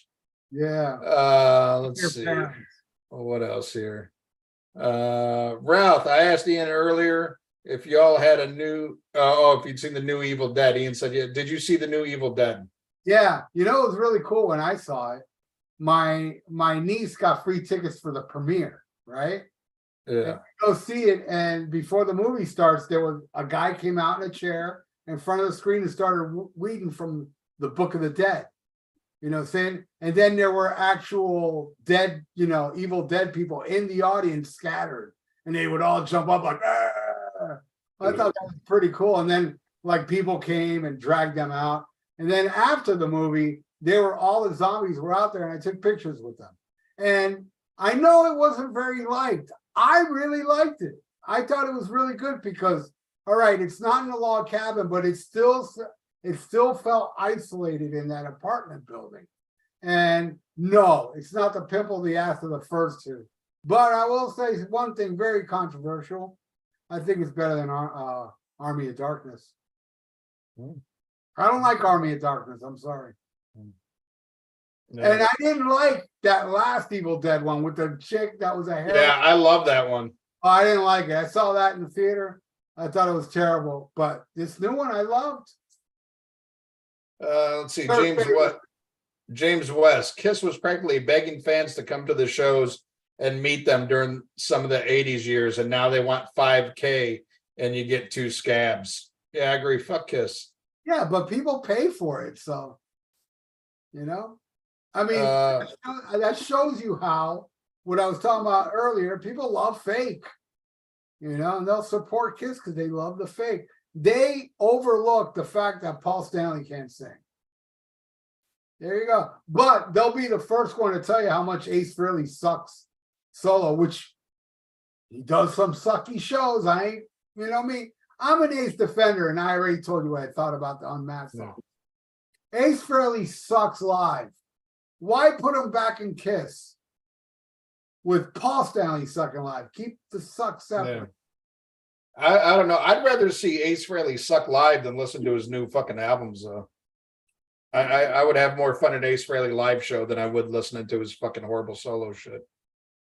Hanoi Bomb.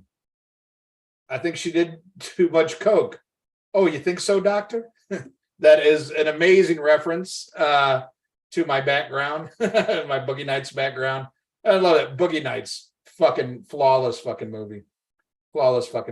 And my one bitch about Quentin Tarantino is he won't admit that's a perfect movie. He has one gripe with it, and I think it's ridiculous and it's petty. And he will admit that he sees like Paul Thomas Anderson is the person he sees as an equal, as a contemporary and stuff. I mean, I love Tarantino, but he's got an ego that makes David Lee Roth seem humble. But Boogie Nights, perfect fucking movie. We need more movies like Boogie Nights. Hannah Montana says, have you ever met a musician that you didn't like? If so, were they nice?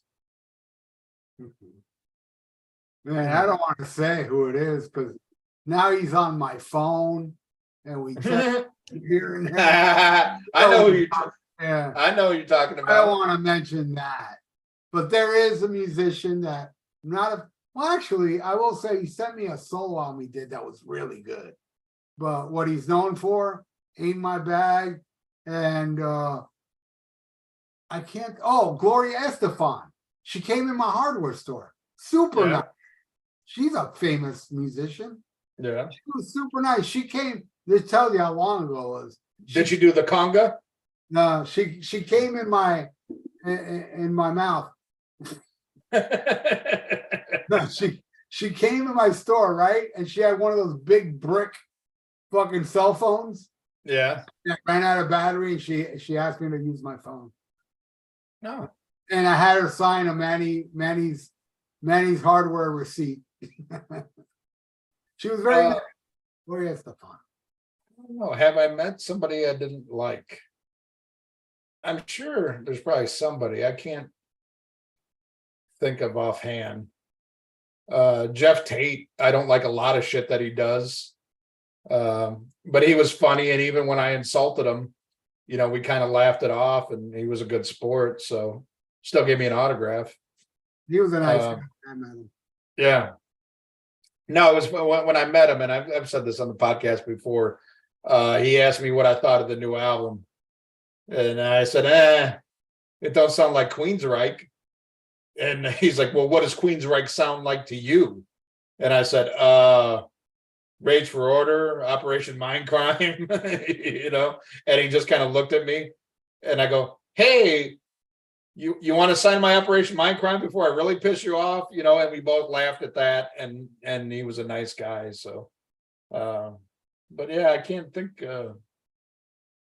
Most of the people I've met, I've been fans of. James West, Pantera was good as any metal band live ever, 5 times here. Yeah, fucking Pantera is amazing. Mean Metal Mike, what would Extreme Idol sound like if Halford was on vocals? I don't know what that means. Yeah. And then he asks, what would your Iron Maiden covers be? What would your Iron Maiden covers album be, Ralph? 5 tracks. 5 tracks? Yeah, I got to pee. Go ahead and name it. Purgatory, Prodigal Son, Phantom of the Opera, Remember Tomorrow, and Innocent Exile. That's 5. All right. I know this. I'm going to go to these. All right, this is the last question. When we get to this question, it'll be over. Cecil said, Paul can't sing, but Ace can't play anymore. Ace literally sounds like, no, that's not a question. All right. Before that, favorite Married with Children episode, and Al Bundy roast. An Al Bundy roast. All right, that's the last question, and I can't tell you. I love Married with Children, but I can't tell you a specific episode. I love the Anthrax one, but that wasn't my favorite. I love the Sam Kinison one on Christmas, but I can't say that's my favorite. I don't know, man. I just love when Al would insult the customers that were overweight. That would always make me laugh. Yeah, you see, we were talking about earlier how this generation's full of pussies.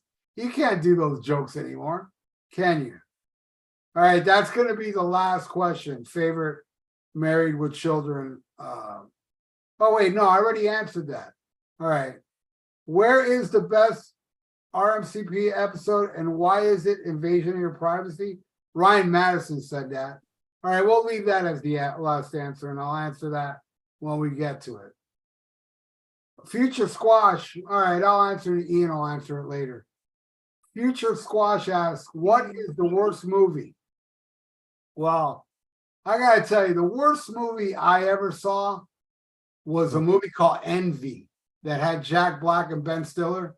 I heard it sucks. I love Jack Black, and that movie was fucking horrible. All right, Ian, when we get to this question, it's going to be the end of the show. Oh, shit. Favorite Married with Children episode? No, not. Yeah, that's going to be the last question, but let's go back to where we were. Okay. I got a question for the. Well, fuck, we won't see it anyway. I guess I'll just ask you, what's better, a good piss or a good shit? Whoa. Well, you know what? It depends, because there's that time you got to take a shit. It happened to me the other day. This never happened to me before in my life. I went to go see Toxic Holocaust and Havoc. On the way there, I had to take a shit so bad that my stomach hurt so bad. I never experienced that before. It has to do with age, I guess. That, man, I was dying trying to get to a bathroom. Nobody would let me use their bathroom, only paying customers. So I made it to the venue. When I went in that bathroom, I took that shit. That was better than any piss I needed to take. But there was a lot of pisses that were very satisfying.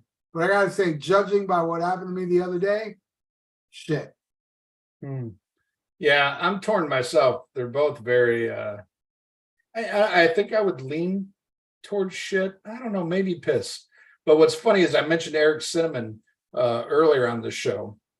And one of the worst pisses I ever had, I was driving to see Ozzy with his sister, Lisa. And I had to piss so bad. We were drinking on the way. We were going to Alpine Valley, Wisconsin from Chicago. And if memory serves me right, it's like a 3.5, 4 hour drive. And I had to piss so bad. I tried pissing in her car, like in a McDonald's. But I just wanted to piss and throw it out the window. And she was freaking out and wouldn't let me piss in her car. And so I had to hold it. And we finally stopped at, like, one of the roadside places where Sammy Hagar fans suck you off. And it like, I was actually almost doubled over in pain by the time I pissed. It like my kidneys hurt, it was like very, very painful. And it was one of those, like, even after I was done, I still hurt. I didn't feel relieved. But man, I just took a piss and it felt really good. But sometimes a good shit is amazing. But back to the fan questions. Good shit in the morning is awesome. Oh yeah, especially after a cigarette and coffee. Oof. Most overrated band in the 70s. That's Gypsy Eyes 86 wants to know. Eagles, the Eagles. Yeah.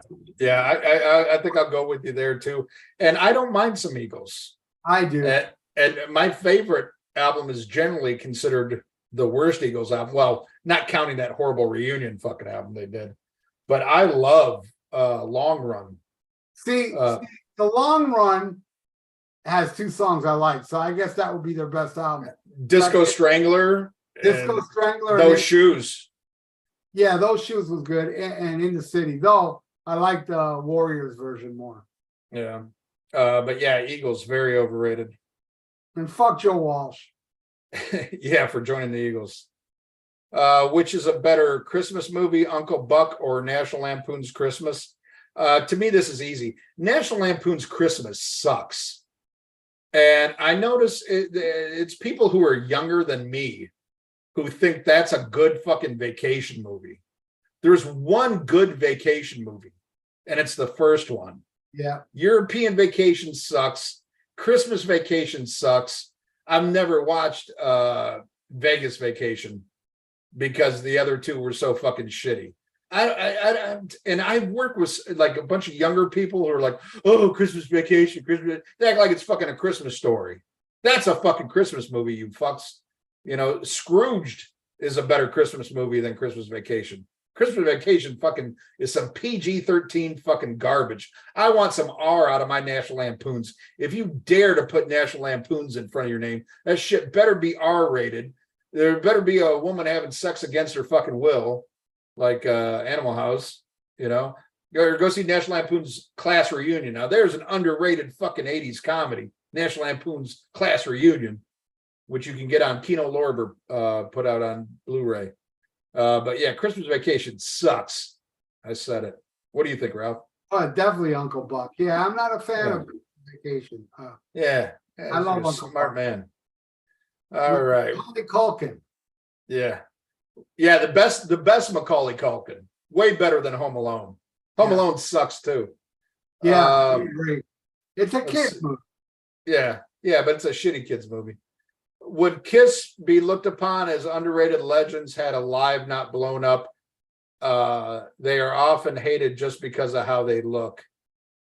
I don't think anymore. I think back in the 70s, there was more like hatred against the makeup and seen more as kidding. I think the music is why they're fucking hated. And not only nowadays, I think they're more hated for just all the hypocrisy or kiss-pocracy or whatever the fuck you want to call it. I think the only reason they're looked upon so fondly is because of the makeup. Because I mean, let's be honest, if it was just because of the songs, they're basically a 70s Poison. And I still love those Kiss songs, don't get me wrong, but it's some Poison bubblegum shit. Dude, it ain't no fucking Black Sabbath, it ain't no fucking Van Halen, it ain't no fucking Judas Priest. It's bubblegum, suck me, fuck me songs by third-rate musicians. But goddamn, did they have a look, But let's call a spade a fucking spade, man. They're a fucking gimmick. They're a gimmick. Do you think Ghost would be as popular as they are if they didn't have the fucking all their shenanigans going with them? And I like Ghost, yeah, mostly the first album, but it's the gimmick that sold it and it keeps people's interest. Yeah, being 13, 1978, you couldn't escape it. It's a different world. Yeah. It was, Yeah, but did that attract you though? The imagery and the fucking coolness. I know it did me when I was a kid. That was exactly what did it. Of course it did. But I remember very slightly when I was a little kid hearing Rock and Roll Night and Beth. And I didn't think much of it. And I knew the image and the music. But it wasn't until my friend played me I Want You. Yeah. That it opened the floodgates where I actually now love Beth and Rock and Roll Night. I love it all. It's simplistic, yeah. You can say Poison because the level of musicianship, I can see it sorta, but I'm sorry, man. CeCe's no Ace. Paul sings way better than Brett. I just think every member of Kiss is a way better musician. Now, songwriting wise, I can see the Poison kind. Well, the funny thing I would say to that is I think Ace plays to the level he's capable of. I think CeCe can actually play better than what he does, but he dumbed it down for what he was doing. And I'm not saying he's a great guitar player, but I'm saying technically he could probably do more than Ace. But Ace played to the best of his ability. But I will say Ace had a sound. My point is that CeCe, I don't give a fuck how better he is than Ace. He never laid it down on those Poison songs, and I'm not judging anything off the record. At the time, Ace Frehley wrote solos that were song within songs. He was amazing. I thought Kiss as a band in the 70s was freaking amazing. They may have been simplistic. Kiss stands for keep it stupid, stupid. But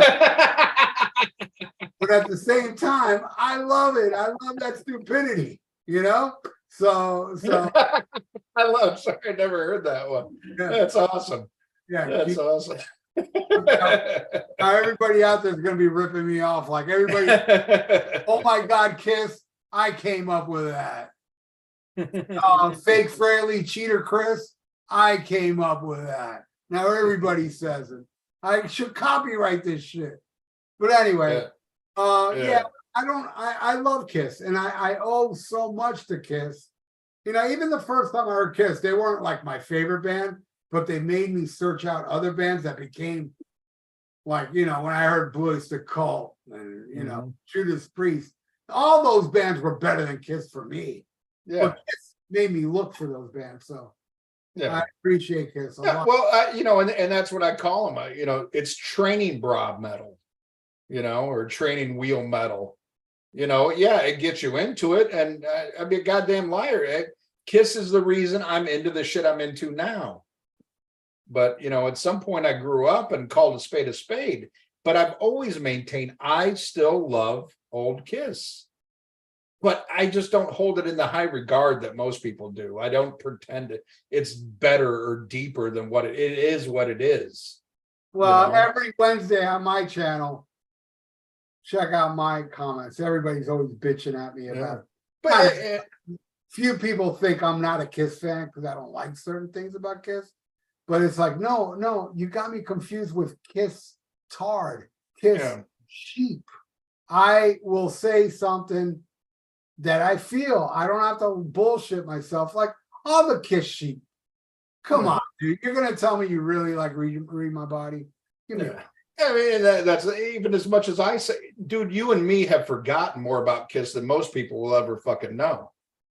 You know, so we know what we're fucking talking about. I've seen Kiss, more times than most. I've seen Kiss probably like 12 fucking times. I know what I'm fucking talking about. I'm just honest. While the rest of you live in fucking denial. I'm still gonna be like this major nerdy fan, but I'm never ever gonna be a Tard or Sheep. I'll call it when I see it, Yeah. Let's see. Mark Daly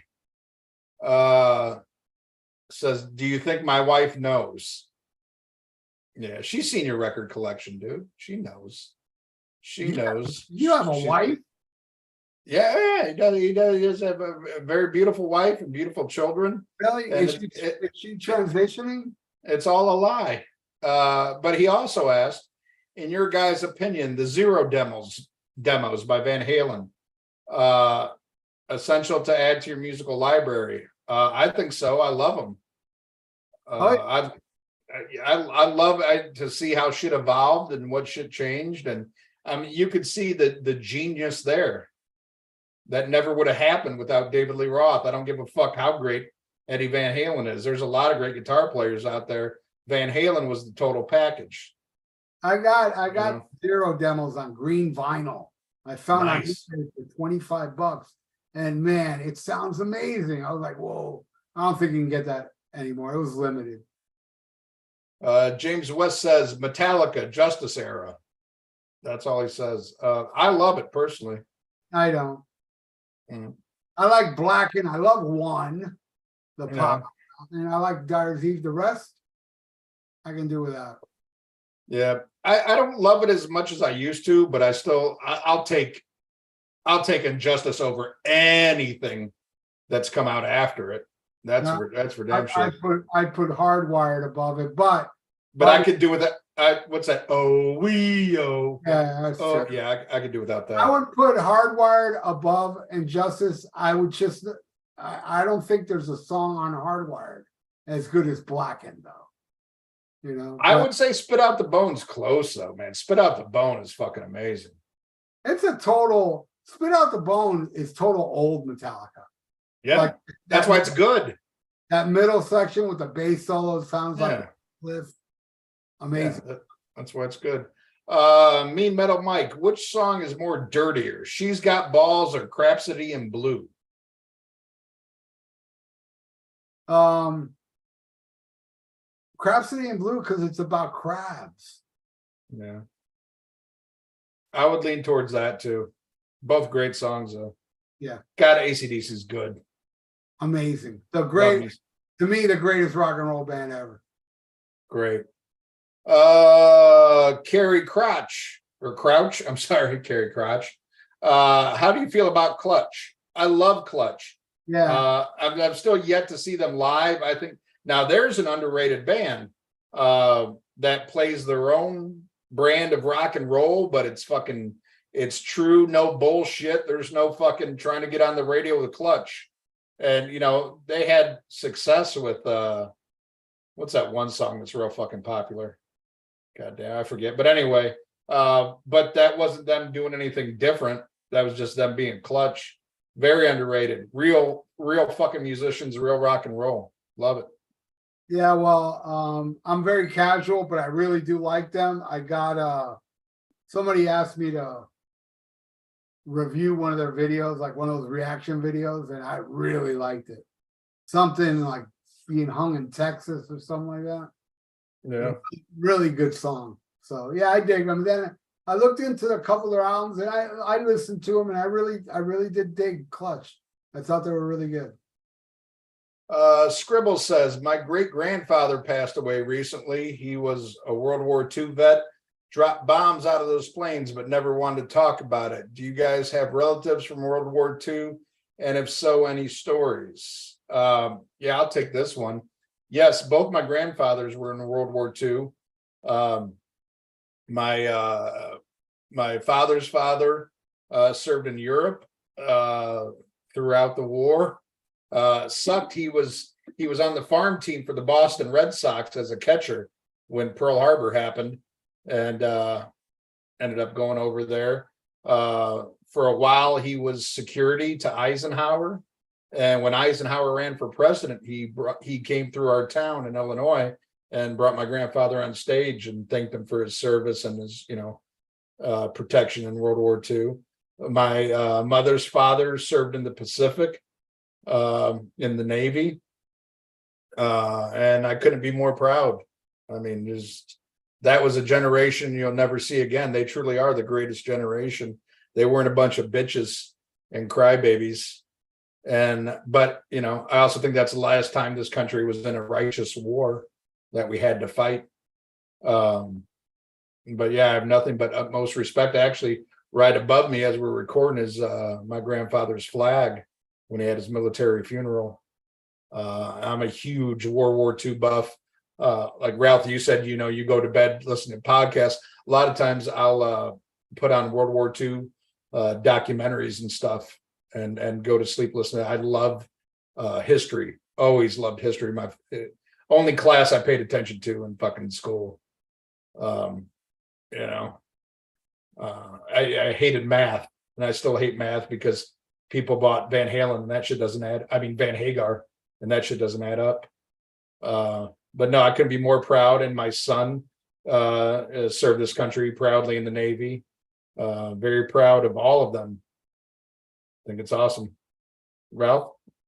Your parents were Cuban, man. What do we have to do with World War II? True. What happened with Cuba during World War II? I mean, Cuba wasn't communist or anything back then. No, they weren't. But unlike you, I don't go to sleep listening to about the history of Cuba. Okay. I wouldn't know. I know there were wars because my grandfather was a general in the army and very well respected. See, I'll do this real quick. I went to Cuba when I was 13 years old, alone. My parents actually put me on a plane alone to go into this Cuban communist country alone. 13 years old. I get to the airport with a bunch of suitcases for my family to give them clothes. The airport took it away from me, gave me a paper, bring back this paper, and we'll give it to you on the way back. All right. I go visit. My grandfather he was already going, it was right before he died. He wanted to meet me because he did meet my brother. And every morning he would say to me, "So my son owns a hardware store." I go, "Yeah." Then he would point to the roof going, "See, I need this fixed." Then the next morning he'd tell me the same damn thing. He was, he was losing his mind. But then, he was a general and he was very well respected. People around Cabaiguan, which is a little farm town, loved him. He was put up there, And just to finish my story about the luggage, when I got back to the airport, going back home with the paper, they said, they didn't even look. They said, "We ain't got nothing." So they ripped me off. A little 13-year-old kid. Fuck Cuba. Cuba Libre. Fuck Cuba now. And dude, it was like I slept in a house held up by a board. I'd see the roof swaying back and forth. Only ate once a day. Power would go out at 6 p.m. At an early age, at 13. And you know what I was thinking about the whole time being in Cuba? I was thinking about Captain Crunch cereal. That's all I thought about. Milk and cereal. Let me I got back to Miami, kissed the floor, that dirty floor. I became a fucking fanatic of America. At 13 years old, living in Cuba for 7 days shows you how easy and awesome we have it now. And now I understand Cuba's even worse than when I was there. But people bitch about, how bad we have it here. Go to Cuba for a week and then you'll be making out with that floor at the airport like I did. Thank you. I love America. America's the greatest country ever. With all its fault, we are the country that sucks less. Thank you. And you know what's fucked up? Unlike, most of these people, not only did I know that story, but I've met your incredible parents. And I knew that story before I met your parents. So when I met them, I asked them about that. I was like, why would you send a 13-year-old to Cuba? And I'll never forget, your dad looked at me right in the face and said he wouldn't stop playing REO Speedwagon. I got tired of hearing that every fucking day. And I was like, I get it. That's your dad, though. That's your dad. That explains why I got back from Cuba and all my REO albums are. No, the best, seriously though, is when I first met your parents, and you go, that's my dad. He goes, he's gonna try to punch. He's gonna act like he's punching me, and that's the first thing he did when he walked up. He like threw a gut punch at you. It was fucking awesome. I love your parents. Yeah, they're sweet fucking people. They're still too, man. All right, Jacob Smith, first cassette tape. So I wouldn't know this. Yeah, I can tell you, my first cassette tapes really were dubs. Yeah, was cassettes I would dub records off, but I didn't actually physically buy cassettes till years after I would dub them on those shitty Sertron cassettes back in the day. Sertron cassettes. Oh, I remember them. Yeah, they came in a pack of 3 with no case. Yeah, they were just in the plastic. Yeah, and it was $1. Yeah. And all those tapes sucked. They would last a little while and then they would eat, So most of my tapes were things I would record off the radio. You answer that? Yeah. I was like, oh my God. All right. My first cassette, I remember my first record that I asked for was Village People, Cruising. As far as cassette, would probably be Metal Health, Pyromania, or Hall & Oates' History of Rock Part 1, History of Rock and Soul Part 1. I remember going to Sears multiple times trying to get Thriller and it being sold out. I remember distinctly that's how I ended up with Metal Health, because I wanted Thriller so bad, but it was sold out. But I was like, oh, well, they got quite right. I like that song. But the first ones I remember playing a lot would be Pyromania, Metal Health, and Hall & Oates. And I love them all to this day. Let's see. Hannah Montana. Have you all ever watched Jeepers Creepers movies? The first 2 are my favorite horror movies as a kid. I only saw the first Jeepers Creepers and I thought it sucked massive donkey dick. And there was a lot of buildup to it. And so I didn't see it at the theater, but when it came out on DVD, because that's how old that shit is, I bought it like a blind buy and went home and I thought it sucked cock. But you got to remember, I grew up on 70s and 80s horror, the best horror ever. So a lot of what, you kids think is scary now, this paranormal activity fucking shit and fucking Conjuring and shit like that it's such fucking garbage to me, because I grew up on fucking John Carpenter and fucking good shit. And your shit doesn't fucking scare me at all. And Jeepers Creepers sucks. And it was made by a pedophile. That's a big thing. They're trying to cancel the whole Jeepers Creepers franchise because it came out later that the director's a pedophile. So let's see if you agree with this, Ian. Yeah. I think 3 amazing movies, all sequels. Well, the original and 2 sequels were all amazing, I think. What's that? The Omen. Yes, love them. All 3. But the fourth one sucked. The TV movie. The fourth one don't count. Talking, all the whole Damien thing. Oh yeah, no. The Omen, Damien, the Omen 2, and Final Conflict, all kick ass. All amazing. Yep. And something a lot of people don't talk about, and it's been contradicted in a lot of interviews, but it makes sense if you look at the timeline, that Number of the Beast was inspired by the Final Conflict, where he does that speech in front of the Rock, and he tells all the people, in some interviews, they say that's where the idea came from. And in other interviews, it's something else, but it makes sense if you watch the movie. But no, I love them all. That whole speech is in Damien from Iced Earth. That whole oh yeah. Yeah. Amazing. I'll never forget doing a marathon of them with my dad. And to quote The Dark Knight, my father was a drinker. At the end of excuse me, Omen 3, I was like, it sucks Damien didn't live.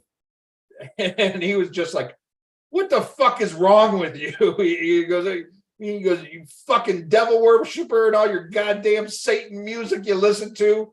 The fuck is wrong with you? And like, he got really mad. I mean, he was wasted, but like, he got really pissed off. He's like, all you listen to is devil music. You like the fucking this shit. I'm like,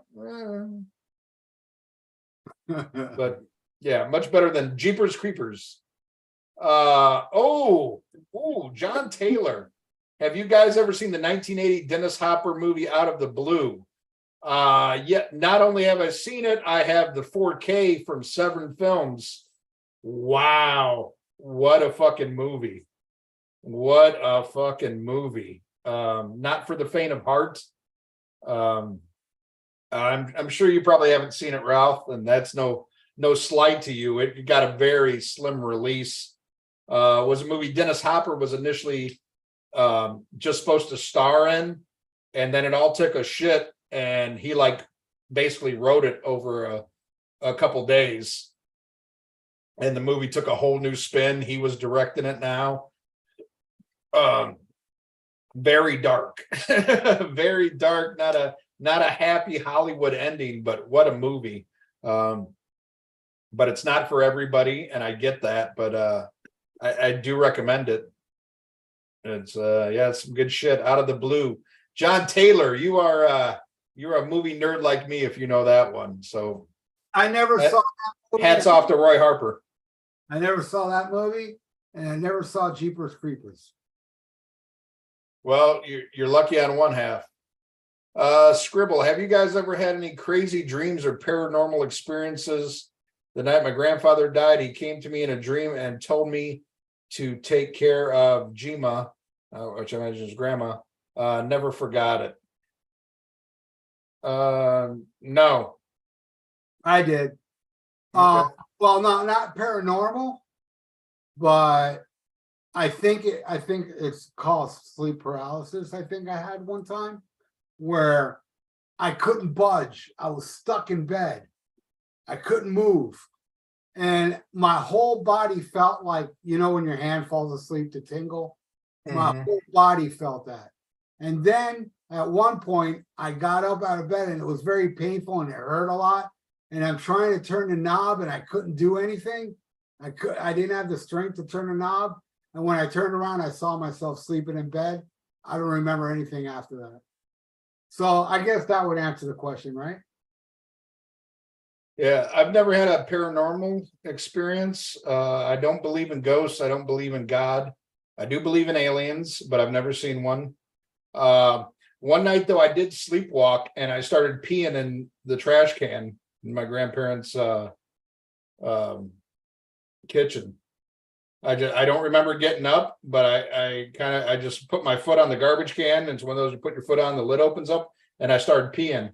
And then I kind of came to and like, whoa, why the fuck am I peeing in the garbage can? Yeah, you know what happened to me once in the 90s?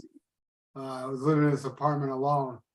And it was a haze. I don't remember. But I got up in the morning and went in the kitchen. I found two pieces of bread with ketchup and a compact disc in there. I made a CD sandwich, got up, made a CD sandwich, and went back to bed without eating it. Do you know what the CD was? It was a blank CD, actually. Oh, so we'll never know. It was like that's the scary thing. It was from a spool with blank CDs. I took one out. Yeah, but we'll never know what it could have been. Yeah, true. That's kind of that's scary. Chris Sinzak, if Sammy Hagar and Bret Michaels were both drowning and you had to save one of them, what kind of sandwich would you make? Make a CD sandwich. I no, I would say Bret Michaels. I would wrap both arms around Bret Michaels' wig, and with my foot, I would stomp on Sammy Hagar and push him farther under the water. And then I would take Bret Michaels to shore, make sure he was okay, and then I would run, like whatever way the river was flowing, I would run down there and chase down Hagar's body. And then once I knew he was dead, I would pull him out of the water, and then I would sodomize him when he was dead. And then I would videotape it. But I would I'd make sure Bret Michaels was okay. And then I'd be like, hey, Bret, move his arms, move his hand, make him look like he's liking it, And I would film that and I would put that on YouTube. Weekend at Sammy's. Yes. Yeah, I mirror exactly what Ian said. I do all that too. Awesome. Ryan Matson, White Reaper is the best new band. Cheap Trick meets Priest. God, I don't even know what the fuck that would sound like. What's the name of the band? White Reaper. Never heard of them. But Cheap Trick meets Priest. I'd like to hear that. Yeah, you got me there. I want to hear just what the fuck that sounds like. Saw G says you're not wrong, Wad. I don't know what he's talking about, but I'm sure he's right. Caleb Edwards says world peace or Hager's death. Hager's death, hands down. You're never going to have world peace, but you could quite possibly have it if Hagar died. I think you would see the enemy of my enemy is my friend, and that could bring people together. Yeah, that is how you would achieve world peace, is through Hagar's death. I'd have to agree with you. I don't think there is such thing as world peace while Hagar's alive. Yeah, exactly. And I've said this countless times. If you trace back all the atrocities in this world, most of them started aside from a few wars here and there, and slavery, most started in 85 when Hagar joined. Yeah. So there you go. Mean Metal Mike. And when he joined in 85, notice that was the height of the AIDS epidemic. Yes. That's when it started spreading. That is no coincidence. No. Let's see. Mean Metal Mike would like to do a stream with Ralph someday. Just Ralph, huh? Not me? Fuck you, Mike. Hey, Mike, you do not talk about my coattail rider. Yeah. Screw you. It's never going to happen unless Ian's there. Yeah. Stop trying to steal my my coattails there. But then again, he is Mean Metal Mike. He's got to say mean things. Yeah, okay. Oh, I'll give him that then. Let's see. Ryan Matson, do you guys like Stranger Things? No. I really enjoyed the first season. I've watched every season, but none of it I've enjoyed as much as the first season. I don't like it because it's too gaities for me. It reminds me of shit after 1984, so not my bag, Daddy. James West, Clash of Titans tour, Slayer, Megadeth, Anthrax in their prime, and Metallica on their Justice tour, all amazing. That one past their prime. What's that? Anthrax was not at their prime at that show. Honestly, they kind of sucked. They got a really bad reaction at the show I saw. Yeah. And I think it was because of Joey Belladonna being drunk, because he kept yelling at Miami, "Come on, I can't hear you, Miami," the whole time. Then at the end of the show, he's like, "Now I hear you, Miami." And you can kind of tell the rest of the band were kind of annoyed with Joey. Yeah. Slayer and Megadeth were awesome. And Alice in Chains was awesome. But what was the question? No, he was just saying all amazing. Yeah. I didn't see Metallica on the Justice tour. I was too young. Clash of the Titans is one of my biggest regrets. I had a chance to go see it and I was scared. I'm not gonna lie. I hadn't been to a thrash show yet at that point, and I just, saw shit on TV. And the only person I knew then that would have wanted to go to that show with me was like 14. I didn't feel like he would be able to help me if something went down. And and that's the funny thing is, fast forward a year later, I'm the guy that's in the pit at every show. I'm crowd surfing at every show. And I've had bad shit in the pit. I've had good shit in the pit, and it never deters me. But when I was in high school, I was a little bit scared of it, so I didn't go. I wish I would have, because those are three of my favorite thrash albums. I know you don't. I fucking love Persistence of Time. I love that fucking album. I love Rust in Peace, and I love Seasons. So I wish I would have went, but I pushed out. I was being a bitch, and I didn't go. Uncle Acid and the Dead Beats or Electric Wizard, who does Sabbath better? First of all, I would say they both borrow, but if you want a band that straight up does Sabbath, I think Orchid does Sabbath amazing. I wish that band would get their shit together and put out another album. I'm friends with their former drummer and talk to him online and stuff. He's no longer with the band. I don't know what the issue is, but they haven't put anything out in years. But between Uncle Acid and the Deadbeats and Electric Wizard, I'm definitely more of a Deadbeats fan, but I do like Electric Wizard. But I find that like Uncle Acid has a sound, and they've done some different stuff, but they have a sound, where Electric Wizard, like, you never know what you're going to get. Some albums of Electric Wizard I really get into, and some I'm just like, but I like them both. What about you, Ralph? I would say Electric Wizard sounds more Sabbathy, where Uncle Acid and Deadbeats has elements, but they're a little.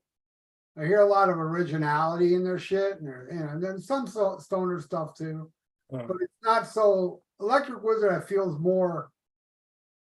It's hard to use the word limited. I would say Orchid is limited, because that shit total Sabbath worship. Electric Wizard has more of a Sabbath element than Uncle Acid and the Deadbeats, I think. Yeah. Mean Metal Mike says millennials are 89 to 95.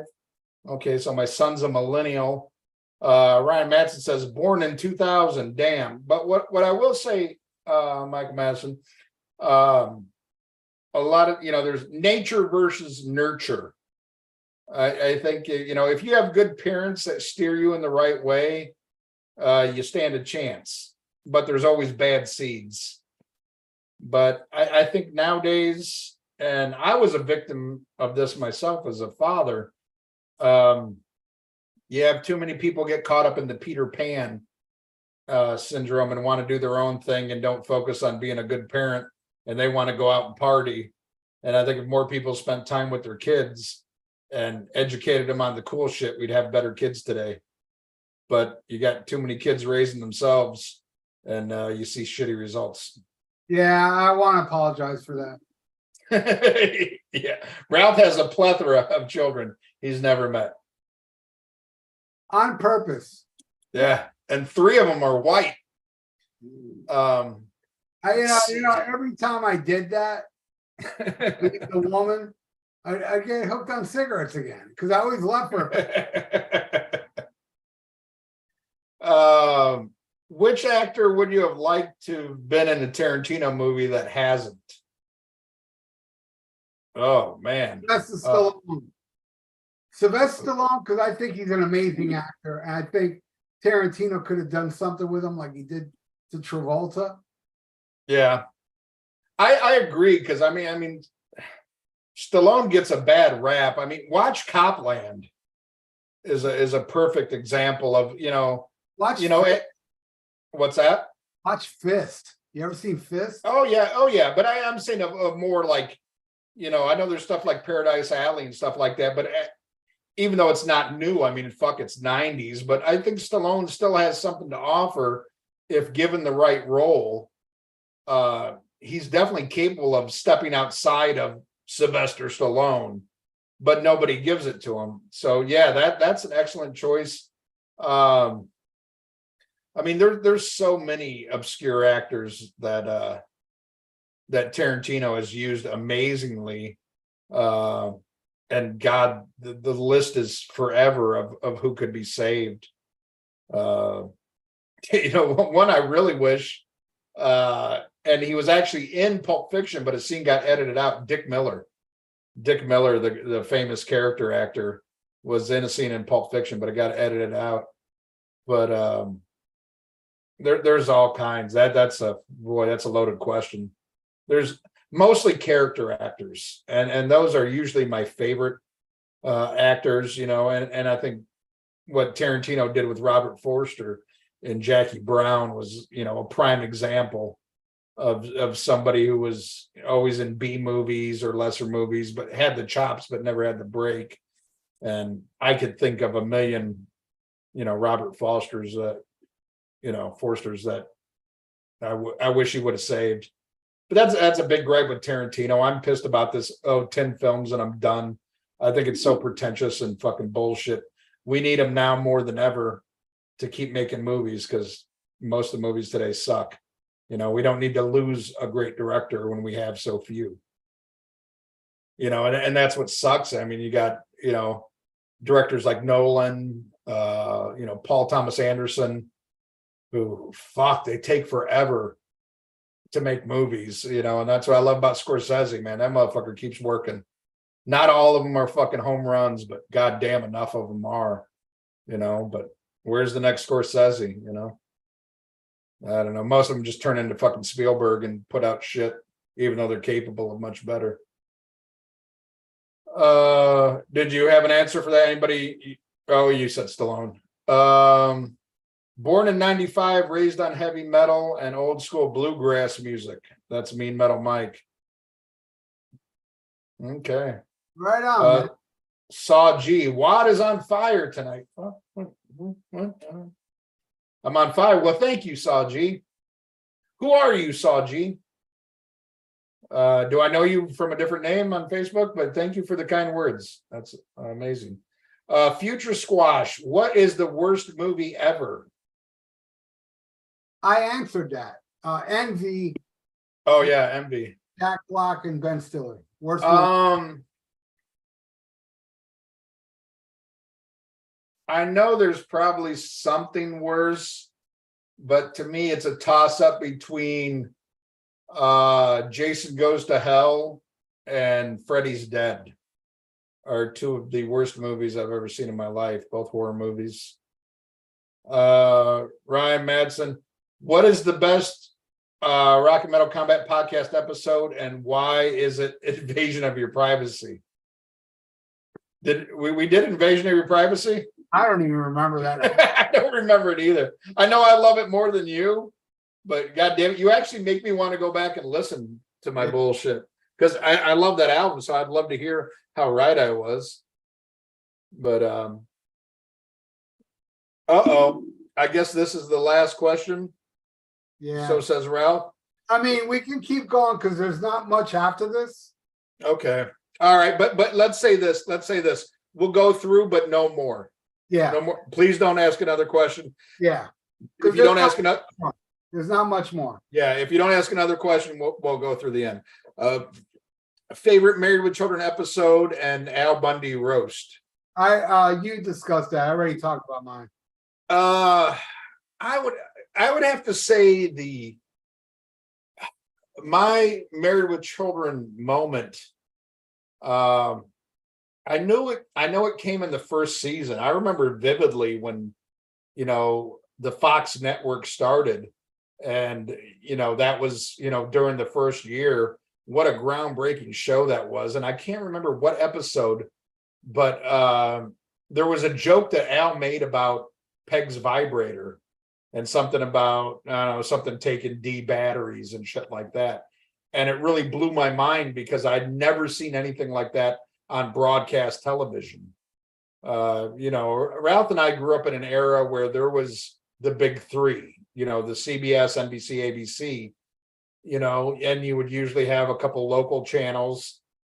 Cable was kind of coming into its own, in the 80s, but a lot of it was, if it wasn't HBO, it was, stuff that came from way back and shit. I mean, it was groundbreaking, Married with Children. I love the whole show. I think they never missed a step. Even like when they got what's his name on the show, Marcy's second husband, who Ted McKinley or whatever his name is. He was wasn't he the same guy that came in during Happy Days toward the end? Yes, well, that's the thing. I was gonna say he was like the kiss of death. Every time he would join a show, it's like, man, it was like the second Jump the Shark.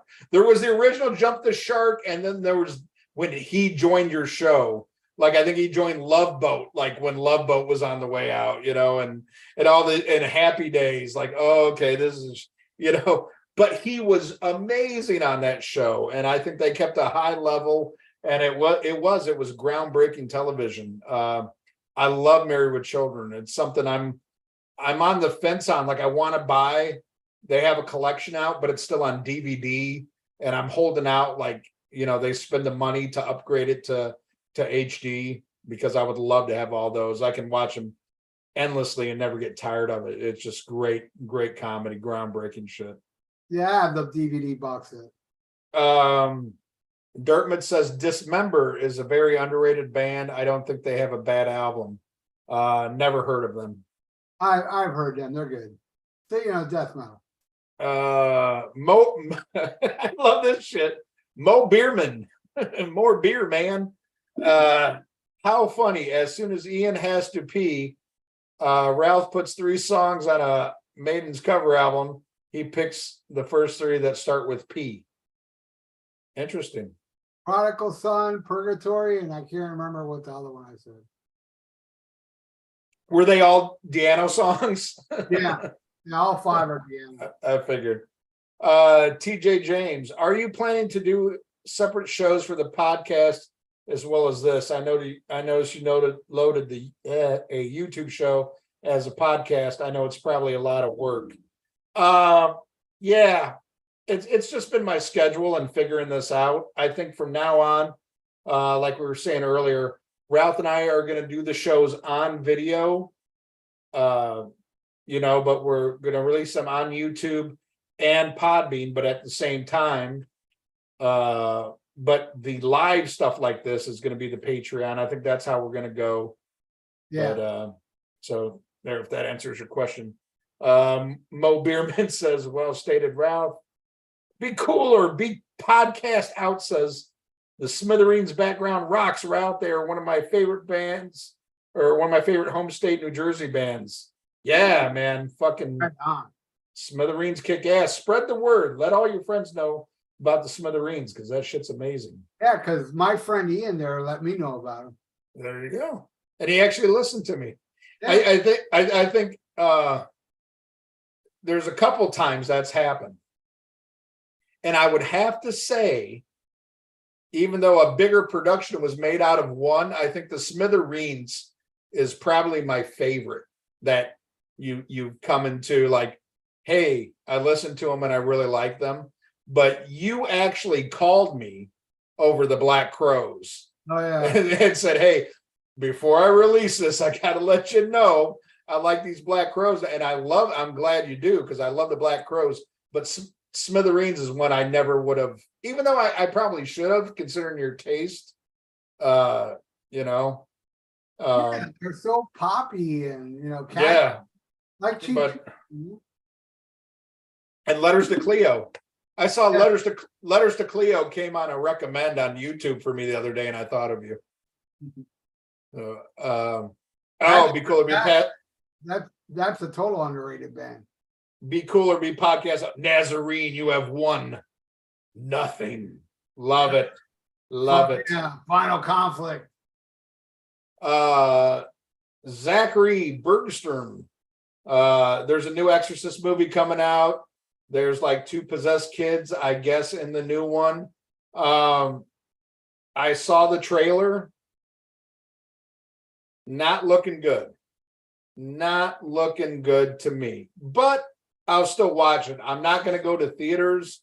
It was neat to see Ellen Burstyn at like 127 years old in it, but I don't like the look of it. But Christopher Nelson has done the makeup, who, I talked again about the Thing with Two Heads podcast. So I will support him, but not support him by going to the theater, but I'll give it a chance. But I mean, look how many times they've tried to do Exorcist sequels and they all suck. You're not gonna top the original. I'm a little confused. I heard they were doing like a Exorcist remake, but okay, I'll break it down for you real quick. It's David Gordon Green, the same guy that did the last 3 Halloweens. That came out, the Halloween trilogy, the new one. He's doing a new Exorcist trilogy. So there's going to be, well, I guess, this is Hollywood. Everything depends on how good the first one does. See, the first Halloween, that the 2018 Halloween made fucking bank. So they did, the 3 sequels to diminishing returns. Each one did worse than the one before. So now there's a proposed new trilogy. And there's 2 new kids. These 2 little girls who go in the woods, get possessed. And, the dad's freaking out. And a nurse, he's like, has this ever happened to anybody before? And a nurse is like, I think so. And then all of a sudden you see Ellen Burstyn coming in. There was a lot of, is Linda Blair going to be in it or not? It has been leaked. She is going to be in it. I've got a sneaking suspicion it's going to be like The Force Awakens, where you see Luke at the end and then the fucking, then the credits roll. I think that's what you're going to get with this. You're going to see Reagan, at the end. But what I've seen of it and the look of it, I don't know. It kind of, the makeup doesn't look there, which sucks because I said Christopher Nelson's doing it. But the makeup effects in the original Exorcist, that shit looks great. This CGI garbage you get nowadays, it looks fakey. It immediately takes you out of it. I don't know. You're never gonna, the original, not only did you have a good book by William Peter Blatty, but you had William fucking Friedkin directing it. You had a lot of things in its favor. I think the odds are stacked against it, but it's also one of those, like, everybody's pre-hating it before they know anything. I'll give it a chance, but I don't expect that much. Yeah, I'm a big fan of The Exorcist and everything they did after. A lot of people love Exorcist 3. I didn't like it. I remember going to see that in the theater with my grandfather. I like it. I don't love it. I like it, but it was never meant to be The Exorcist 3. It was kind of its own thing. It was a spin-off, but it was meant to be its own thing. It was based on a book called Legion, and they the studio forced a lot of shit in there that wasn't supposed to be in there. Look it up online, kids. One of Jeffrey Dahmer's favorite movies. Yes. And he would make them watch it before he'd drill their brain and fuck them in the asshole. Yeah. Which is basically the same thing you get from listening to Van Hagar record. From the Dungeon Podcast, that was Sammy Hagar trying to grab your soul, Ralph, in your dream. LOL. I don't know what that means. I think when you were talking about your weird dream or whatever. Oh, okay. And Zachary Bergstrom says it was 5150. Ryan Madsen says, for anyone in the chat wanting to check out White Reaper, best song is Fog Machine, Cheap Trick Like. For a long time, heavy song, asking for a ride. Check out White Reaper. Jacob Smith, General Giant Fanboy Extreme says, Gonna be heading out. Good stream, guys. It was fun chatting along. Peace. John Jacob. Ty, please. PLS says worst movie I ever saw was Blind Beast versus Killer Dwarf from 2001 from Japan. Mo Beerman says Phantom of the Opera. And Joseph Stobbs says, sorry I'm late, guys. Just finished watching my O's demolish the Yankees. And you must mean the Orioles. Well, anytime the Yankees lose is a good day. But really, you pick that over fucking us? And it's not even a Cubs game? Well, we're still on. After we sign off, you can still watch it. And now we're on the proper channel. Yep. Well, I've got to pee and best sandwich topping. Gonna head to bed. That's the last question. Yeah, last one. Bacon. Mayo, I guess. Yeah, bacon. All right, guys. Well, there you go. It's been a lot of fun.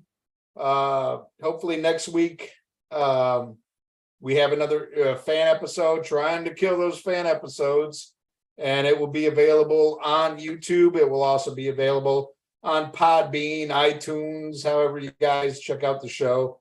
But thank you guys so much for joining in tonight. Make sure you hit that subscribe, the like button. Oh my God, we only have 25 likes.